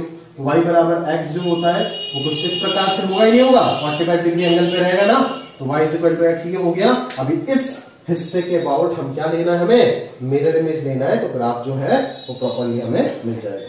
ठीक है, तो इसके अबाउट मिरर इमेज कैसे लेंगे? देख, सबसे पहले तो डोमेन रेंज बता। cos x का डोमेन रेंज जो है वो तुमको -1 से 1 दिख रहा है। ठीक है ना, तो cos इनवर्स x का जो तुमको डोमेन दिखेगा वो क्या दिखेगा? -1 से 1 दिखेगा। तो -π/2 ये है, ये हो जाएगा -1 और ये हो जाएगा तुमको 1। समझ में आ रहा है? क्लियर है? और cos x का जो मतलब डोमेन है वो रियल तो है, बट जिस डोमेन में आप इनवर्स स्टडी करोगे वो डोमेन कौन है? 0 से पाई। तो cos इनवर्स का रेंज जो आएगा वो क्या हो जाएगा? 0 से पाई होगा, यानी कि पाई, ये तो 1 है, पाई तो और भी ऊपर रहेगा, मान लो ये। ठीक है, तो -1 पे जो वैल्यू रहेगा वो क्या रहेगा? पाई रहेगा, और 1 पे जो वैल्यू रहेगा वो क्या रहेगा? 0 रहेगा। समझ में आ रहा है ना? तो देख, अभी इस ग्राफ का मिरर इमेज लेना है। इस ग्राफ का अगर मैं मिरर इमेज लेता हूं तो क्या होगा? इस टुकड़े का अगर मिरर इमेज लेता है, देख इस टुकड़े का अगर मिरर इमेज लेता है तो क्या आएगा? ऐसे आएगा, ऐसे। ठीक है, ऐसे आएगा। और अगर इस टुकड़े का ये वाला ये जो जा रहा है ना, ये वाला हिस्सा, ये नीचे वाला हिस्से, जो ब्लैक वाला रीजन है ना नीचे वाला, इसका अगर मैं मिरर इमेज लेता हूं अबाउट दिस लाइन, तो क्या आएगा? किस प्रकार से आएगा? बनेगा नहीं बनेगा? इस प्रकार से कुछ ग्राफ बनेगा। ठीक है, समझ में आ रहा है ना? क्लियर है? तो ये हो जाएगा आपका फंक्शन का ग्राफ। इधर π/2 से पास हो रहा था ना, आप बोलोगे सर आप इस पॉइंट से क्यों पास कराए, ऊपर से या नीचे से क्यों पास नहीं कराए? मैं बोलूंगा जब मैं इनवर्स को बना रहा था इसका, तो मैंने ये देखा कि इधर वो π/2 से पास होता है, तो इधर भी मैंने π/2 से पास करा दिया। रिफ्लेक्शन जब आएगा तो वही तो काम चलेगा ना, कि इधर π/2 से पास हो रहा था तो इधर भी तो π/2 से पास होगा ना, ऑब्वियसली इस पॉइंट से पास होगा। ठीक है ना? अच्छा, ये तो सॉरी, ये पॉइंट नहीं, ये तो 1 है, ये तो 1 है। बताओ, समझ सकते हो? मतलब जिस पॉइंट को कट मारेगा वो पॉइंट कौन होगा? π/2 होगा। नया ग्राफ में अगर मैं बनाऊं, ये तो 1 है, इससे थोड़ा पास करेगा, π/2 तो उससे ऊपर होगा। ठीक है, ये 1 है, ये मतलब इधर π/2 में कट कर रहा था ना ये ग्राफ, इसी का रिफ्लेक्शन आप बना रहे हो इधर, तो इधर अगर π/2 में कट कर रहा है तो इसका उतना ही उधर जाकर के, ये तो 45 है, ये भी 45 है। समझ में आता है ना? y बराबर x लाइन है, इधर अगर π/2 है तो ये हिस्सा जब आप बनाओगे तो इधर भी π/2 में कट मारेगा, बट ये π/2 इस 1 वाले पॉइंट से ऊपर होगा। आप समझ सकते हो? ठीक है ना? मैंने यहाँ पे एक जगह पे बना दिया, बट ये 1 वाले के ऊपर होगा। ठीक है, तो ओरिजिनली अगर मैं cos इनवर्स x का ग्राफ बनाने का प्रयास करूं तो क्या हो जाएगा आपका? cos इनवर्स x फंक्शन का ग्राफ, वो देख लो फटाफट। ठीक है, ये है आपका y, ये है आपका x। फंक्शन का डोमेन जो होगा वो कहां से कहां तक रेस्ट्रिक्टेड होगा? -1 से 1, जहां पे आप cos इनवर्स x को स्टडी करोगे, और रेंज जो होगा वो क्या होगा? 0 से पाई तक हो जाएगा। ठीक है, इस जगह पे हम cos इनवर्स x का फोटो को बनाएंगे, और वो किस प्रकार से होगा? वो यहां से स्टार्ट होगा, π/2 से पास होते हुए यहां पे आकर के गिर जाएगा। ये जो पॉइंट होगा वो पॉइंट कौन सा होगा? π/2, जो ये वाला था। समझ में आ रहा है ना? क्लियर है? तो ये हो गया आपका graph of cos inverse x, which can be defined as fx बराबर cos inverse x, f varies from -1 से 1 से कहां तक? जो इसका कोडोमेन है वही क्या बन जाएगा? रेंज। और रेंज क्या दिख रहा है आपको? 0 से पाई दिख रहा है। क्लियर है? समझ में आ रहा है? ये ग्राफ, इसके ऊपर पॉइंट बात कर लेते, छोटे मोटे पॉइंट्स। क्या हो गए पॉइंट्स? बता जल्दी जल्दी। ग्राफ क्या है? इंक्रीजिंग है डिक्रीजिंग है? डिक्रीजिंग है। Decreasing in its domain. समझ आ रहा है नहीं आ रहा है? डिक्रीजिंग इन इट्स डोमेन मतलब अगर कोई ये लिख देता है कि cos inverse x1 is less than cos inverse x2, तो अपन इसके साथ क्या लिखेंगे? x1 ग्रेटर देन x2 लिखेंगे। समझ में आ रहा है ना? या फिर अगर कोई ऐसे लिख देता है कि cos inverse x1 is greater than cos inverse x2, तो अपन क्या लिखेंगे? x1 less than x2। समझ ही सकते हो? देखो ना, इस वैल्यू को मैं मान लेता हूं cos इनवर्स x1, इस वैल्यू को मैं मान लेता हूं cos इनवर्स x2। ये वैल्यू आएगा इसके कोरस्पॉन्डिंग, और ये वैल्यू आएगा इसके कोरस्पॉन्डिंग। ये अगर x1 है तो ये x1 होगा, ये x2 होगा। देख x1 x2 से छोटा है ना, देखना पीछे है तो x2 से पीछे है ना, x1 x2 से छोटा है, but cos inverse x1 cos inverse x2 से बड़ा हो गया। देखे ना, वही है डिक्रीजिंग फंक्शन का फंडा। तो ये हो गया उसका एक पॉइंट जहां पे इनइक्वालिटी सॉल्व करने में काफी हेल्प करेगा आपको। ठीक है, दूसरा पॉइंट की अगर मैं बात करूं, क्या फंक्शन पीरियडिक है? बिल्कुल नहीं, बिल्कुल नहीं। फंक्शन क्या है? पीरियडिक है। समझ में आ रहा है? अगला पॉइंट में अगर मैं बात करूं, क्या बाउंडेड है? बाउंडेड है। कहां से कहां पे बाउंडेड है? 0 से पाई में बाउंडेड है। बाउंडेड इन 0 से पाई। ठीक है ना, उससे बड़ा वाला इंटीग्रल देगा तो भी ट्रू होगा। आगे अगर मैं बात करूं तो क्या बात कर सकता हूं यहाँ पे, और आप देख सकते हो बाउंडेड नेचर के साथ साथ डिक्रीजिंग तो बात कर लिया। इन्फ्लेक्शन, इन्फ्लेक्शन पॉइंट है क्या? कनकेविटी चेंज हो रहा है कहां पे? x बराबर 0 पे हो रहा है ना। Point of inflection at x is equal to 0 दिख रहा है ना। कनकेव अपवर्ड से कनकेव डाउनवर्ड बन गया, दिख रहा है नहीं दिख रहा है? देख, तो बाद में प्रूफ करके दिखाऊंगा कि इसका डबल डेरिवेटिव निकालेगा तो x इक्वल टू 0 पे क्या आएगा? 0 आएगा। समझ में आ गया? क्लियर है? और क्या क्या पॉइंट्स था देख लेता हूं भाई। पॉइंट ऑफ इन्फ्लेक्शन तो बात कर ली थी हमने। डोमेन रेंज हो गया, कंटीन्यूअस है, बराबर सही, समझ में आ रहा है? कंटीन्यूअस इन दिस डोमेन, वो तो बोल ही सकते हो आप। ठीक है, डिक्रीजिंग है, वो हो गया सारी बात। ठीक है ना, समझ में आ गया होगा cos इनवर्स x कैसे हमने बनाए। ठीक है ना, ये है cos x का ग्राफ, अपने पूरा डोमेन में वो मैनीवन है। मैनीवन अगर है तो उसका इनवर्स पढ़ नहीं सकते हम, तो इनवर्स पढ़ने के लिए उसको छोटे छोटे टुकड़ों में डिवाइड किए और उस टुकड़े को स्टडी किए जो टुकड़ा हमें बोला गया पढ़ने के लिए, that is principal value range वाले इंटरवल को 0 से pi, least positive numerical value वाले इंटरवल को हमने स्टडी किया। ठीक है, जो कि है 0 से पाई। ठीक है, और उसी में फंक्शन जो है उसका इनवर्स हमने बनाया, आप देख सकते हो यहाँ पे। और कैसे बनाया आप अच्छे से जानते हो, y बराबर x के और मिरर इमेज लेकर के बनाया। ठीक है, इस प्रकार से आया इसका ग्राफ। रटो मत, प्यार से समझने की कोशिश करो, अगर भूल भी जाते हो ना तो कहानी पकड़ लोगे। समझ में आ रहा है? ठीक है, एक्यूट एंगल आएगा ही आएगा, हर 6 के 6 इनवर्स ट्रिग्नोमेट्रिक फंक्शन का रेंज में एक्यूट एंगल आएगा ही आएगा। 0 से π/2 वाला इंटरवल आएगा ही आएगा, याद करो, याद कर लो इस बात को। अगर भूल गए ना तो खुद से बना लोगे, कंफ्यूज नहीं हो जाना है कि ये ले या फिर ये ले। इतना तो याद रहता सारे बच्चे को y एक्सिस के आसपास लेते, बट ये ले या फिर ये ले अगर भूल गए तो ये याद कर लेना कि एक्यूट एंगल आएगा ही आएगा रेंज में, मतलब ये तो होगा ही होगा। समझ में आ रहा है ना? तो बाकी ये भी होगा, ये भी होगा, ये सारे के cos इनवर्स x पॉसिबल हो सकते हैं, बट हम स्टडी नहीं कर सकते बिकॉज हमें बोला नहीं गया स्टडी करने के लिए, इसको बोला गया इसलिए इसको स्टडी करते हैं। और इन दोनों को अगर स्टडी कर लिए एक साथ विद दिस तो प्रॉब्लम हो जाएगा, बट अगर इंडिविजुअली स्टडी किए तो कोई प्रॉब्लम नहीं, कोई प्रॉब्लम नहीं। ये भी cos इनवर्स x है, ये भी cos इनवर्स x है। This is also true. fx is equal to cos inverse x average from -1 से 1 से लेकर के कहां तक? पाई से लेकर के 2 पाई, ये भी सही है। This also represents cos inverse x, but अपन नहीं पढ़ते, क्यों? क्योंकि अपने को बोला गया है कि इसको पढ़ने के लिए। समझ में आ रहा है ना? प्रिंसिपल वैल्यू रेंज को अगर सारी चीज को एक साथ कवर करने के तब तो वो फंक्शन का डेफिनेशन ही वैलिड हो जाएगा। अगर इंडिविजुअली इसको पढ़ना चाहते हो तो पढ़ो, कोई इशू नहीं है, ये भी सही है। आईडी पूछ सकता है पैराग्राफ में आपको ये, बट हमें बोला गया ये पढ़ने के लिए, डेफिनेशन में बोला गया प्रिंसिपल वैल्यू रेंज को कवर करने के लिए, इसीलिए ये पढ़ रहे हो सारी किताब में, इसीलिए ग्राफ यही बना होगा। अगर ये होता तो कहीं ना कहीं इसका जो मिरर इमेज होता वो कुछ इस प्रकार से हो जाता ना भाई। जब आप मिरर इधर से इतना लाइन है ना, ऐसे कुछ हो जाता है इसका। ठीक है ना, ये ग्राफ पढ़ रहे होते, इसके जगह पे अपन ये पढ़ रहे होते। अगर हमें डेफिनेशन बोल के देता कि इसको पढ़ो तो इसकी जगह में कहीं ना कहीं इसको पढ़ रहे होते ना। खत्म। समझ में आ रहा है? तो उम्मीद करता हूँ कि ये सारे काम अपन ने समझ लिए अच्छे से।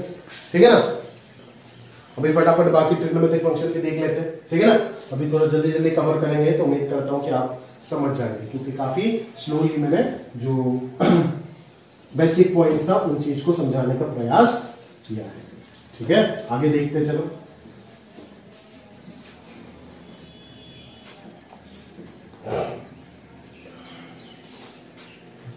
आगे देखते हैं, तीसरा क्या है? fx is equal to 10x। इसका तो डोमेन में थोड़ा बहुत रेस्ट्रिक्शन होता है। क्या होता है? रियल नंबर सेट से हम ऑड मल्टीपल ऑफ π/2 वाले कहानी को हटा देते हैं, और रेंज जो आता है वो तो कोई रेस्ट्रिक्शन नहीं, पूरा पूरा रियल आता है। चलो, तो अगर मैं बनाऊं तो क्या बनाऊं? ठीक है ना। इस प्रकार से 10x हो गया ना, इस प्रकार से आपका 10x हो गया। अगर π/2 से 3π/2 में बात करूं तो कुछ इस प्रकार से होगा। फिर आगे अगर बात करूं तो कुछ इस प्रकार से होगा ही नहीं होगा कहानी, इस प्रकार से चलेगा। ठीक है, अभी अगर मैं आपको बोलूं कि वो हिस्सा निकालो जहां पे फंक्शन या तो इंक्रीज कर रहा है या तो डिक्रीज कर रहा है, बोलोगे कि सर यहाँ पे डिक्रीजिंग वाला तो कोई फंडा नहीं है, पूरा पूरा रियल नंबर में ग्राफ इंक्रीज करता हुआ नजर आ रहा है। बट अगर आप प्रिंसिपल वैल्यू रेंज का बात कर रहे हो तो ये सारे कहानी को आप हटा दो, कोई जरूरत ही नहीं है इनका। हालांकि इनका इंडिविजुअल इनवर्स एग्जिस्ट करेगा, मैं बार बार बोल रहा हूं, बट अकॉर्डिंग टू डेफिनेशन अपन ये सारे कहानी को हटा देंगे और प्रिंसिपल वैल्यू रेंज पे फोकस करेंगे। और उसी के साथ साथ हमें जो graph of tan inverse x मिल जाएगा, तो क्या मिल जाएगा भाई, इसका इनवर्स से सारा कहानी मिल जाएगा। अब इसका इनवर्स अगर मैं बात करूं तो हमने इसको रेस्ट्रिक्ट करके कहां से कहां तक कर दिए, हमें 10x को रेस्ट्रिक्ट करके कहां से कहां तक कर दिया, -π/2 से कहां तक कर दिए, π/2 से r तक पर। ठीक है, तो ऑब्वियसली fx बराबर tan इनवर्स x जो होगा, ठीक है, उसका डोमेन हो जाएगा रियल, घूमेगा ना भाई, डोमेन रियल हो जाएगा और कोडोमेन हो जाएगा -π/2 से π/2। जो रेंज है वही codomain, because the function must have to be onto. ठीक है, तो अभी अगर जब आप इनवर्स का ग्राफ बनाने जाओगे 10x का इनवर्स का, तो पहले आप डोमेन रेंज को सिलेक्ट करो। डोमेन तो r आपको दिख रहा है और रेंज जो है वो बाउंडेड है -π/2 से π/2, तो खींच दो, इसी लाइन को खींच दो ना, -π/2 से π/2, ये हो गया आपका -π/2, ये हो गया आपका π/2।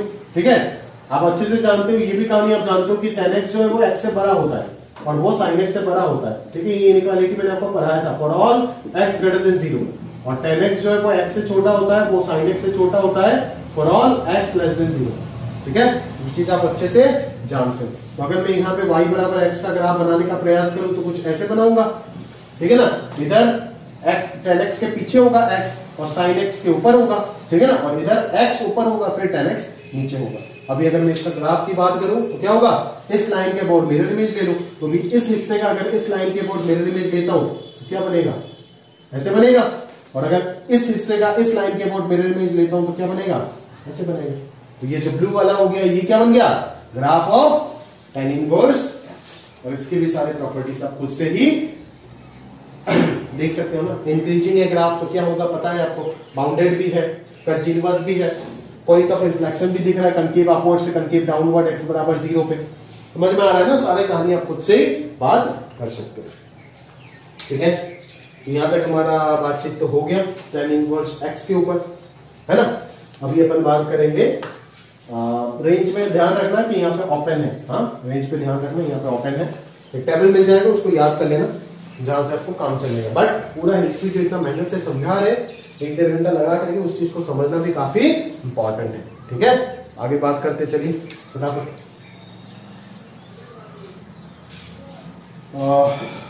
कॉट इनवर्स x है ना, कॉट इनवर्स x देखते हैं। Cot inverse x, cot inverse x, cot x का ग्राफ याद होगा भाई, कॉट x का ग्राफ याद होगा सभी को। ठीक है, फोर्थ वाले पॉइंट में क्या आएगा मन, fx इज इक्वल टू क्या, कॉट इनवर्स x। ठीक है, चलो कॉट x का डोमेन में क्या आता है, मतलब कॉट x को स्टडी करते हैं पहले। कॉट x का डोमेन क्या आता है, रियल में से कौन सा वैल्यूज हट जाते हैं, n पाई वाले वैल्यूज हट जाते हैं। ठीक है, जहां पे n बिलोंग्स टू इंटीजर हो जाते हैं, और रेंज जो होता है उसका तो r ही होता है। ठीक है ना, तो देख लेते हैं कि कॉट इनवर्स x क्या होगा। कॉट x का ग्राफ बनाते हैं, चलो। x से y है, कहां से वैल्यू हटाओगे, 0 वाले वैल्यू अनडिफाइंड होगा, पाई वाला वैल्यू अनडिफाइंड होगा, 2 पाई वाला वैल्यू अनडिफाइंड होगा, -π -2 pi. This is the graph of y is equal to cot x। क्या होता है, डिक्रीजिंग ग्राफ होता है ना, ऐसे हो जाता है, ऐसे हो जाता है ना, ऐसे होता है। अभी अगर मैं बोलूं कि यहाँ पे वो इंटरवल निकालो जहां पे फंक्शन इन्वर्टेबल बन सकता है, आप बोलोगे सर ये पूरा पूरा ही तो डिक्रीजिंग है, तो कोई भी डिक्रीजिंग इंटरवल को उठा दीजिए तो ग्राफ क्या बन जाएगा, 1 to 1 बन जाएगा और इनवर्स भी एग्जिस्ट करेगा। तो मैं बोलूंगा प्रिंसिपल वैल्यू रेंज तो यहाँ पे कॉस की तरह दिख रहा है, इधर भी हो सकता है इधर भी हो सकता है, बट मैंने लीस्ट पॉजिटिव लेना है। ये तो π/2 होगा ना, ये 3π/2 होगा, क्योंकि ऊपर न्यूमरेटर में कॉस है, ये सारे वैल्यूज पे ये 0 हो जाएगा, ये -π/2 होगा, ये -3π/2 होगा, तो कौन सा वैल्यू हो जाएगा, ये सारा वैल्यूज हो जाएगा, ठीक है ना। ये हिस्से का इनवर्स जो है उसको अपन स्टडी करेंगे। तो बाकी दुनिया को हटा देते, कोई दिक्कत तो है नहीं यहाँ पे, बाकी दुनिया को हटा देते, कोई प्रॉब्लम नहीं है ना, बाकी दुनिया को हटा दो और इसी का क्या करो, इनवर्स नेचर को स्टडी करते जाओ। समझ में आ रहा है? तो अभी आप समझ के मेरे को बोलो कि fx is equal to cot inverse x। यहां पे मैंने कहां से कहां तक इसको डिफाइन किया, 0 से पाई तक, 0 से पाई तक, ध्यान रखना 0 से पाई तक, 0 और पाई दोनों पे ओपन है क्योंकि वो डोमेन पे ही नहीं है। तो fx is equal to cot inverse x का जो डोमेन हो जाएगा वो क्या होगा, रियल होगा, जो इसका कोडोमेन था, और जो रेंज हो जाएगा वो क्या हो जाएगा, 0 से पाई हो जाएगा, ठीक है। तो 0 से पाई यानी कि क्या होगा, 0 ये है, ये इंटरवल पाई बोल देता हूं, y is equal to pi बोल देता हूं इसको, ठीक है ना। अभी y is equal to x line हो गया ये, इसके बाद क्या लेंगे, मिरर इमेज लेंगे, इसके बाद मिरर इमेज लेंगे तो कहानी पकड़ में आई ना कि इस हिस्से का जो मिरर इमेज है वो क्या आएगा, ऐसे आएगा, और इस हिस्से का जो मिरर इमेज है कैसे जाएगा, ऐसे जाएगा ना। ये देख वो कॉस वाले ग्राफ की तरह π/2 में कट मार रहा है ना, तो इधर भी क्या करेगा, π/2 में वो कट मारेगा। पक्की बात। ये हो गया आपका y is equal to cot inverse x का ग्राफ, जो कि प्रॉपरली क्या कर रहा है, पूरा डोमेन में, इसका डोमेन तो रियल ही है ना, पूरा पूरा डोमेन में क्या कर रहा है, डिक्रीज कर रहा है अपने आप को, और साथों साथ इन्फ्लेक्शन पॉइंट भी है, कनकेविटी भी चेंज हो रहा है। समझ में आ रहा है ना। बाकी सारे कंटिन्यूअस भी है, बाउंडेड भी है, सारी चीज आप खुद से भी स्टडी कर सकते हैं, और ऑलरेडी आपके मटेरियल में ये चीज लिखा गया है, ठीक है। तो उम्मीद करता हूं कि ये चीज भी आपने बहुत अच्छे से समझ ली होगी। कोई एक्स्ट्रा पॉइंट मिलता है कि मैं दिखा देता हूँ, देख लेता हूँ एक बार, अगर मिल जाता है तो बता दूंगा, अदरवाइज तो वही कहानी है जो हमने ऑलरेडी पढ़ चुके हैं। नहीं वही चीज है, ठीक है, सारी चीजें डिक्रीजिंग ग्राफ है, ठीक है ना। अभी सेक इनवर्स और टेन इनवर्स में एक बताता हूं, ठीक है ना, सॉरी सेक इनवर्स 4 तो बता दिया, सेक इनवर्स और कॉसेक इनवर्स दोनों बराबर है, एक बताता हूं, दूसरा आप खुद ऐसे ही सोच करके निकाल सकते हो, ठीक है ना, ग्राफ देख के ही समझ सकते हो, ठीक है। लास्ट में जो शीट में टेबल बना हुआ है ना, यानी कि सारे फंक्शंस, उनके डोमेन, उनके रेंज और उनके ग्राफ जो डिफाइंड है ऑलरेडी, जो इतने सालों से चल के आ रहे हैं। मैं बोला कि दूसरे जगह पे डिफाइन कर सकते हैं, ऐसे अगर क्वेश्चन बनाते हैं तो वो गलत नहीं होगा, आपको फंसा सकता है। अगर कोई बच्चा है जो सिर्फ उस टेबल को याद करके चले जाते हैं, ऐसे कोई बच्चा क्या 99% बच्चे ऐसे ही करते हैं, सारे मास्टर भी उसको याद करा देता है, ठीक है ना।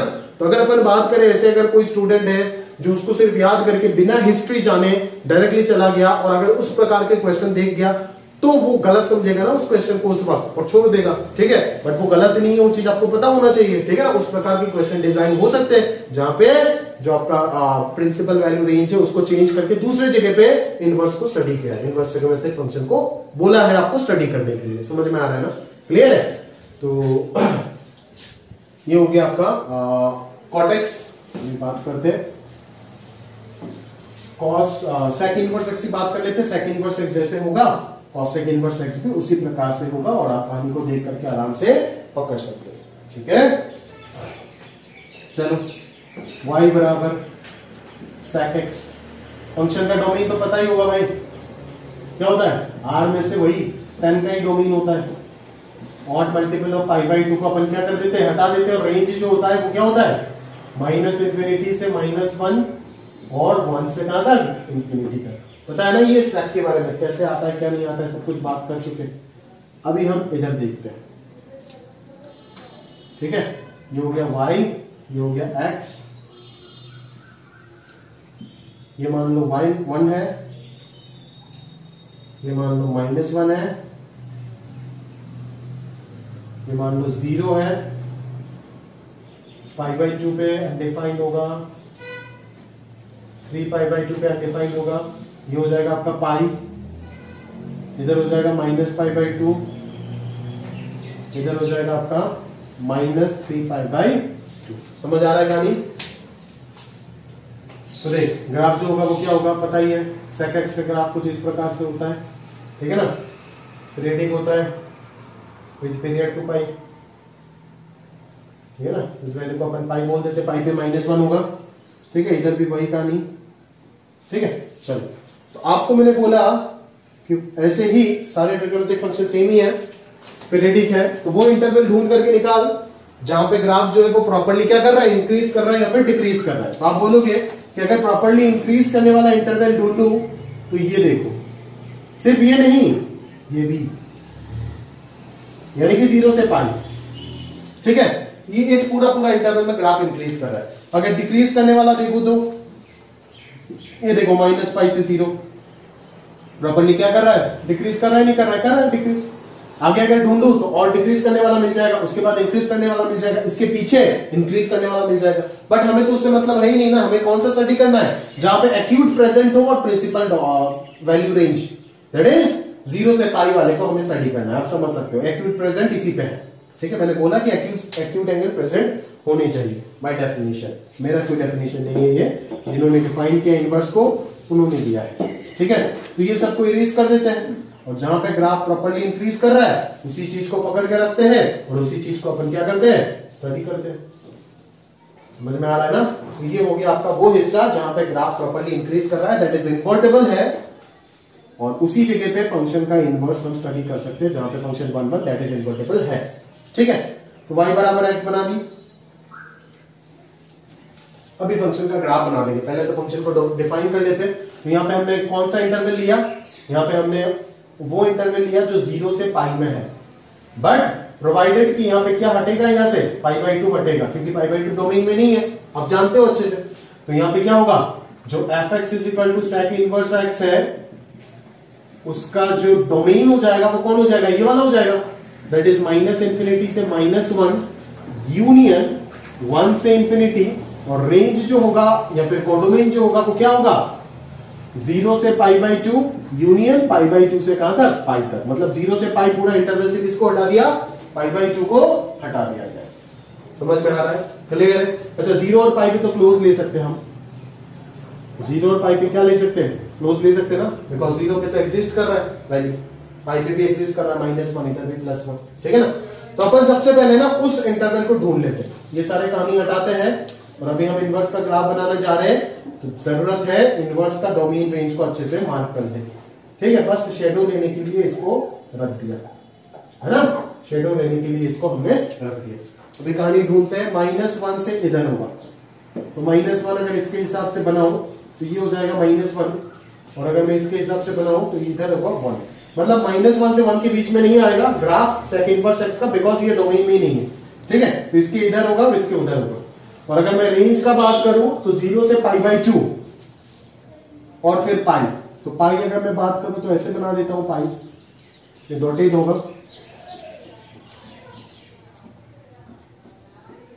ठीक है। ये हो गया आपका पाई, है ना। π/2 भी अभी ड्रॉ करना पड़ेगा ना, क्योंकि π/2 पे भी तो ग्राफ जो है वो अनडिफाइंड हो रहा है। आप समझ सकते हो, यहां से यहां तक अगर 1 है तो यहां तक पाई नहीं होगा, और भी ऊपर होना चाहिए, बट जगह नहीं है तो मैं उस हिसाब से नहीं चाह रहा हूं। पाई को भी हमें ध्यान रखना पड़ेगा। मैं मान लेता हूं अगर यहां तक मैंने पाई सोचा, इस वैल्यू को हटा ही देते तो कंफ्यूजन का है, तो ये हो जाएगा π/2, ठीक है। और ग्राफ जो होगा वो किधर होगा, नीचे जाके तो फायदा ही नहीं है ना, क्योंकि नीचे तो होगा ही नहीं। देखो ना, रेंज पूरा पॉजिटिव है, तो -1 से इधर होगा और 1 के इधर होगा, ठीक है। अभी अगर मैं ग्राफ बनाऊं तो देख पाएगा, देख ये वैल्यू क्या था, सोच ये वैल्यू क्या था, 1 था ना ये वैल्यू। तो इसका जब मिरर इमेज लेंगे इस लाइन के अबाउट, तो यहां से स्टार्ट होगा ग्राफ, ये 1 से ऐसे जा रहा था, ये 1 से कैसे जाएगा, ऐसे जाएगा, और इसको कभी टच नहीं करेगा, इसको अप्रोच करता जाएगा ना पूरा जिंदगी भर, बट टच नहीं कर पाएगा कभी भी। समझ में आ रहा है। अच्छा अभी अगर मैं इसका वैल्यू देखता हूं तो ये कहां से स्टार्ट हो रहा था, अगर मैं ध्यान से देखूं तो ये पॉइंट था -π और ये पॉइंट था -π, -1। इस पॉइंट का कोऑर्डिनेट बताओ, ये पॉइंट का कोऑर्डिनेट क्या है, -π, -1, ठीक है। तो अगर आप जानते हो कि एक पॉइंट का अगर मैं y = x लाइन के अबाउट मिरर इमेज लेता हूं एक पॉइंट का, तो x और y कोऑर्डिनेट क्या हो जाता है, इंटरचेंज हो जाता है। तो डेफिनेटली इसका रिफ्लेक्शन जहां से स्टार्ट होगा वो ग्राफ क्या हो जाएगा, -1, -π वाला ग्राफ हो जाएगा। तो -1, -π किधर होगा, सॉरी, ये तो +π है ना, +π है, π, -1 है, तो इसका रिफ्लेक्शन अगर देखते हैं तो -1, π होगा। π, -1 का y = x लाइन के बाद सिर्फ इस पॉइंट का अगर रिफ्लेक्शन देखता हूं तो इस पॉइंट का रिफ्लेक्शन कौन होगा, ये π, -1 पॉइंट का रिफ्लेक्शन कौन होगा, -1, π होगा, दैट इज ये पॉइंट। तो ग्राफ इधर से डिक्रीज हो रहा था, देखो पहले ग्राफ यहां से शुरू हुआ था 0,1 से, ये देखो 0,1 का रिफ्लेक्शन कहां आया, 1,0 आया, 0,1 से इंक्रीज हो रहा तो इधर भी 1,0 से इंक्रीज हुआ। ठीक है, इसको तो क्रॉस नहीं कर सकता बिकॉज इसको टच ही नहीं कभी कर पाएगा, तो इसको क्रॉस कैसे करेगा। इधर भी ये ग्राफ इस लाइन को टेंड करता हुआ जा रहा है, इधर भी ये ग्राफ इस लाइन को y = π/2 लाइन को टेंड करता हुआ जा रहा है। ठीक है, तो इधर यहां से डिक्रीज हुआ तो अभी भी यहां से ग्राफ क्या होगा, डिक्रीज होगा, और इस लाइन को अप्रोच करेगा। इधर भी डिक्रीज होते होते इस लाइन को अप्रोच कर रहा था ना, याद है ना, तो इधर भी इस लाइन को अप्रोच करेगा। ठीक है, तो ये जो प्रॉपर मैंने अभी बना दिया वही मैंने क्या बना दिया, आपका sec inverse x का ग्राफ को ड्रॉ कर दिया। तो this will be the graph of y = sec inverse x which is defined in the interval -∞ से -1 यूनियन 1 से इंफिनिटी क्लोज, और रेंज है उसका 0 से π/2 से π/2 से π, मतलब 0 से π पूरा इंटरवल विद क्लोज एक्सेप्ट π/2। ठीक है ना, तो आप समझ गए होंगे कि अच्छे से ये सारे पूरा जो कहानी है, ग्राफ वाफ है, वो कहां से आया था, कैसे आया था। ठीक है, और सारे इन डिटेल उसी प्रकार से आप खुद से, मैं बार बार बोल रहा हूं, शीट का पेज नहीं देखना है। ठीक है, आंख निकाल दूंगा, समझ में आ रहा है ना, अगर शीट को देखा तो प्रॉपर्ली। ठीक है, बाद में देखेगा, पहले cos इनवर्स x सारे पूरा लेक्चर को देखना है, देखने के बाद cos इनवर्स x खुद से बनाना है, कॉन्फिडेंस मिलेगा अलग प्रकार का, फिर जाकर के शीट का सारे जितने भी थियरीज दिए गए हैं उनको रिवाइज करना है। समझ में आ रहा है ना, क्लियर है। तो मैंने सारी चीज बात करने के साथ साथ प्रॉपर्टीज वगैरह सब, मतलब जितने छोटे छोटे एक फंक्शन का मेन प्रॉपर्टी का बात नहीं कर रहा हूं, जो छोटे छोटे प्रॉपर्टी भी बात किए थे ना, वो सारे लिखने के बाद एक टेबल बना करके दे दिया, उसमें आप देख लीजिएगा, सारे फंक्शन लिखा हुआ है, डोमेन लिखा हुआ है, रेंज लिखा हुआ है, ग्राफ बना हुआ। ठीक है, तो ये टेबल आपका दिमाग में पूरा याद होना चाहिए, और अगर भूल गए तो कैसे करना है सिखा दिया, ज्ञान तो पूरा दे दिया ना। तो उस ज्ञान को अगर आप समझे होंगे तो प्रॉपर्ली कहानी जो उसको आपको बहुत मजे से समझ में आया होगा। ठीक है, तो इसी के साथ साथ आज जो फर्स्ट लेक्चर था इनवर्स ट्रिग्नोमेट्रिक फंक्शन, उस लेक्चर में हमने पूरा ये बातचीत कर लिया कि किस प्रकार से इनवर्स ट्रिग्नोमेट्रिक फंक्शंस को निकाला गया, उन पे बातचीत किया गया, कैसे उनको रीडिफाइन किया गया। ठीक है, और कैसे हम उनको पढ़ रहे हैं और जो किताबों में देख रहे हैं उनके पीछे छुपे हुए राज क्या क्या है। बहुत बड़ा राज है जो किताबों कभी नहीं दिखाता, ना ही मास्टर आपको दिखाता है। अगर आप तरीके से समझने का प्रयास करें तो ही समझ सकते हैं। अगर मेरा बात कुछ समझ नहीं आया तो उस टेबल को रट लीजिएगा, 100 में 100 आ जाएगा, काम चल जाएगा। समझ में आ रहा है। बट अगर जे को अच्छे से क्लियर करना चाहते हैं तो मेरे जितने भी पॉइंट है एक एक पॉइंट को ध्यान से समझना पड़ेगा, क्योंकि मेरे को भी ऐसे बात पसंद बोलना बिल्कुल पसंद ही नहीं है। जो मुझे तो पता है, बट आपके एग्जाम पॉइंट ऑफ व्यू से, चाहे बोर्ड एग्जाम हो या फिर एडवांस हो, किसी भी पॉइंट ऑफ व्यू से जरूरत नहीं है। फालतू का बात करना किसी को पसंद नहीं होता है। ठीक है, तो वही बात कर रहे हैं जो काम की बात है, और वही बात अगर सुन लोगे तो आपको आईटीएफ में कोई हरा सकता है, ऐसी बात नहीं है। इनफैक्ट सारे चैप्टर्स की बात करें, प्रॉपर्ली बात फॉलो करोगे तो बहुत खुश रहोगे। अगर बात फॉलो नहीं करोगे, अपना दिमाग लगाओगे, अपना दिमाग लगाओ, कोई भी किताब सॉल्व करना है करो, बट पहले जितना देर है उतना कर लो, क्योंकि जितना देर है वो हमारे इतने सालों की एक्सपीरियंस मिला करके दे रहे हैं। समझ में आ रहा है ना, क्लियर है। तो इसी के साथ साथ अपन फर्स्ट लेक्चर जो आईटीएफ का बेसिक लेक्चर, यानी कि जिसमें हम domains, graph, range, inverse trigonometric function का हिस्ट्री, कहां से आया, कैसे आया, क्या बातचीत हुआ, उसके ऊपर क्या कंट्राडिक्शन है, वो सब कुछ बात किया, कैसे ग्राफ वगैरह बनाते हैं, देखे। एक एक चीज आपको बहुत ही अच्छे से समझाने का प्रयास किया। अगर नहीं समझा पाए तो आप कमेंट मेरे को बताइएगा। अगर कुछ डाउट है, अगर कोई अपना नंबर भी जानते हो अच्छे से, ठीक है ना, अगर गड़बड़ है तो इस नंबर पे आप कोई भी अगर डाउट है डायरेक्टली फोन कर दीजिएगा, मैसेज कर दीजिएगा व्हाट्सएप में, या फिर टेलीग्राम ग्रुप जो है उसमें आप ऑलरेडी ज्वाइन हो, उसमें पूछ सकते हो सारी कहानी। ठीक है, अदरवाइज अगर कोई प्रॉब्लम नहीं है, पूरा लेक्चर से समझ में आया सब कुछ, तो आप बेहतर तरीके से लेक्चर को देख करके अपना शीट के और बढ़िए, जो होमवर्क दिया गया उसको कंप्लीट कीजिएगा। खैर आज का लेक्चर का तो कोई होमवर्क नहीं है, जो लेक्चर नंबर 2 है उसमें जरूर होमवर्क मिलेगा आपको। ठीक है, तो इसी के साथ साथ आज का जो लेक्चर है वो अपन कंप्लीट करते हैं, और उसके बाद अपन ये समझेंगे कि कैसे हम आगे properties of inverse trigonometric function में बातचीत करेंगे। ठीक है, प्रॉपर्टीज जो है वो भी इस चैप्टर का बहुत ही बहुत ही क्या सबसे इंपॉर्टेंट चीज से, उससे बिना कुछ काम होगा ही नहीं पूरा चैप्टर में। तो उस प्रॉपर्टी वाले टॉपिक को हम लेक्चर 2 जो है उसमें बहुत ही अच्छे से इन डिटेल में कवर करेंगे प्रूफ्स के साथ साथ, ठीक है। उसके बाद अपन और 2 लेक्चर लेकर के आएंगे क्वेश्चन के ऊपर। तो ये हो गया 4 लेक्चर, और फिर पूरा शीट का डिस्कशन में और 2 लेक्चर आएगा, तो 6 लेक्चर। 6 लेक्चर के अंदर हम आईटीएफ जो चैप्टर है उसको कंप्लीट करने का प्रयास करेंगे। जैसे जैसे बोलूंगा वैसे वैसे अगर करते जाओगे तो कोई दर्द होगा ही नहीं इस चैप्टर में। पानी जैसे एडवांस क्वेश्चन आप सॉल्व करेंगे, ठीक है ना। एक्सरसाइज फॉर्म में देख लीजिएगा होता है या नहीं, अगर होता है तो बोल दीजिएगा सर आपने सही बोले थे, अगर नहीं होता है एक्सरसाइज 1 2 में जितना पहला 4 लेक्चर देखने के बाद जब तू करने बैठेगा, पहला 4 लेक्चर देखने के बाद, लेक्चर 1 खत्म हुआ, 2 3 4 करने के बाद जब शीट करने तू बैठेगा ना, उसके बाद 4 लेक्चर बाद तेरा होमवर्क मिलेगा, ठीक है। तो वो 4 लेक्चर होने के बाद मेरा सारा थियरी और सारे क्वेश्चन मैं जितना करा के देने वाला हूं उतना करा के देने के बाद अगर आपका आप क्वेश्चन करने बैठोगे और नहीं होता है तब आप मेरे को बता दीजिएगा, होगा ही होगा, उसमें कोई शक नहीं, अगर आप दिल से पढ़े हो 4 लेक्चर को, ठीक है। तो इसी के साथ साथ मैं आज का जो लेक्चर है उसको खत्म कर रहा हूँ। अलविदा, और पढ़िएगा अच्छे से, प्रॉपर्ली लेक्चर को देखिएगा। अगर कुछ डाउट है तो मेरे को पूछ लीजिएगा, और अदरवाइज अगर कोई डाउट ही नहीं है तो रिवीजन करके प्रॉपर्ली याद करके रख दीजिए अपने दिमाग में सेट करके, ठीक है। तो इसी के साथ खत्म करते हैं आज का लेक्चर।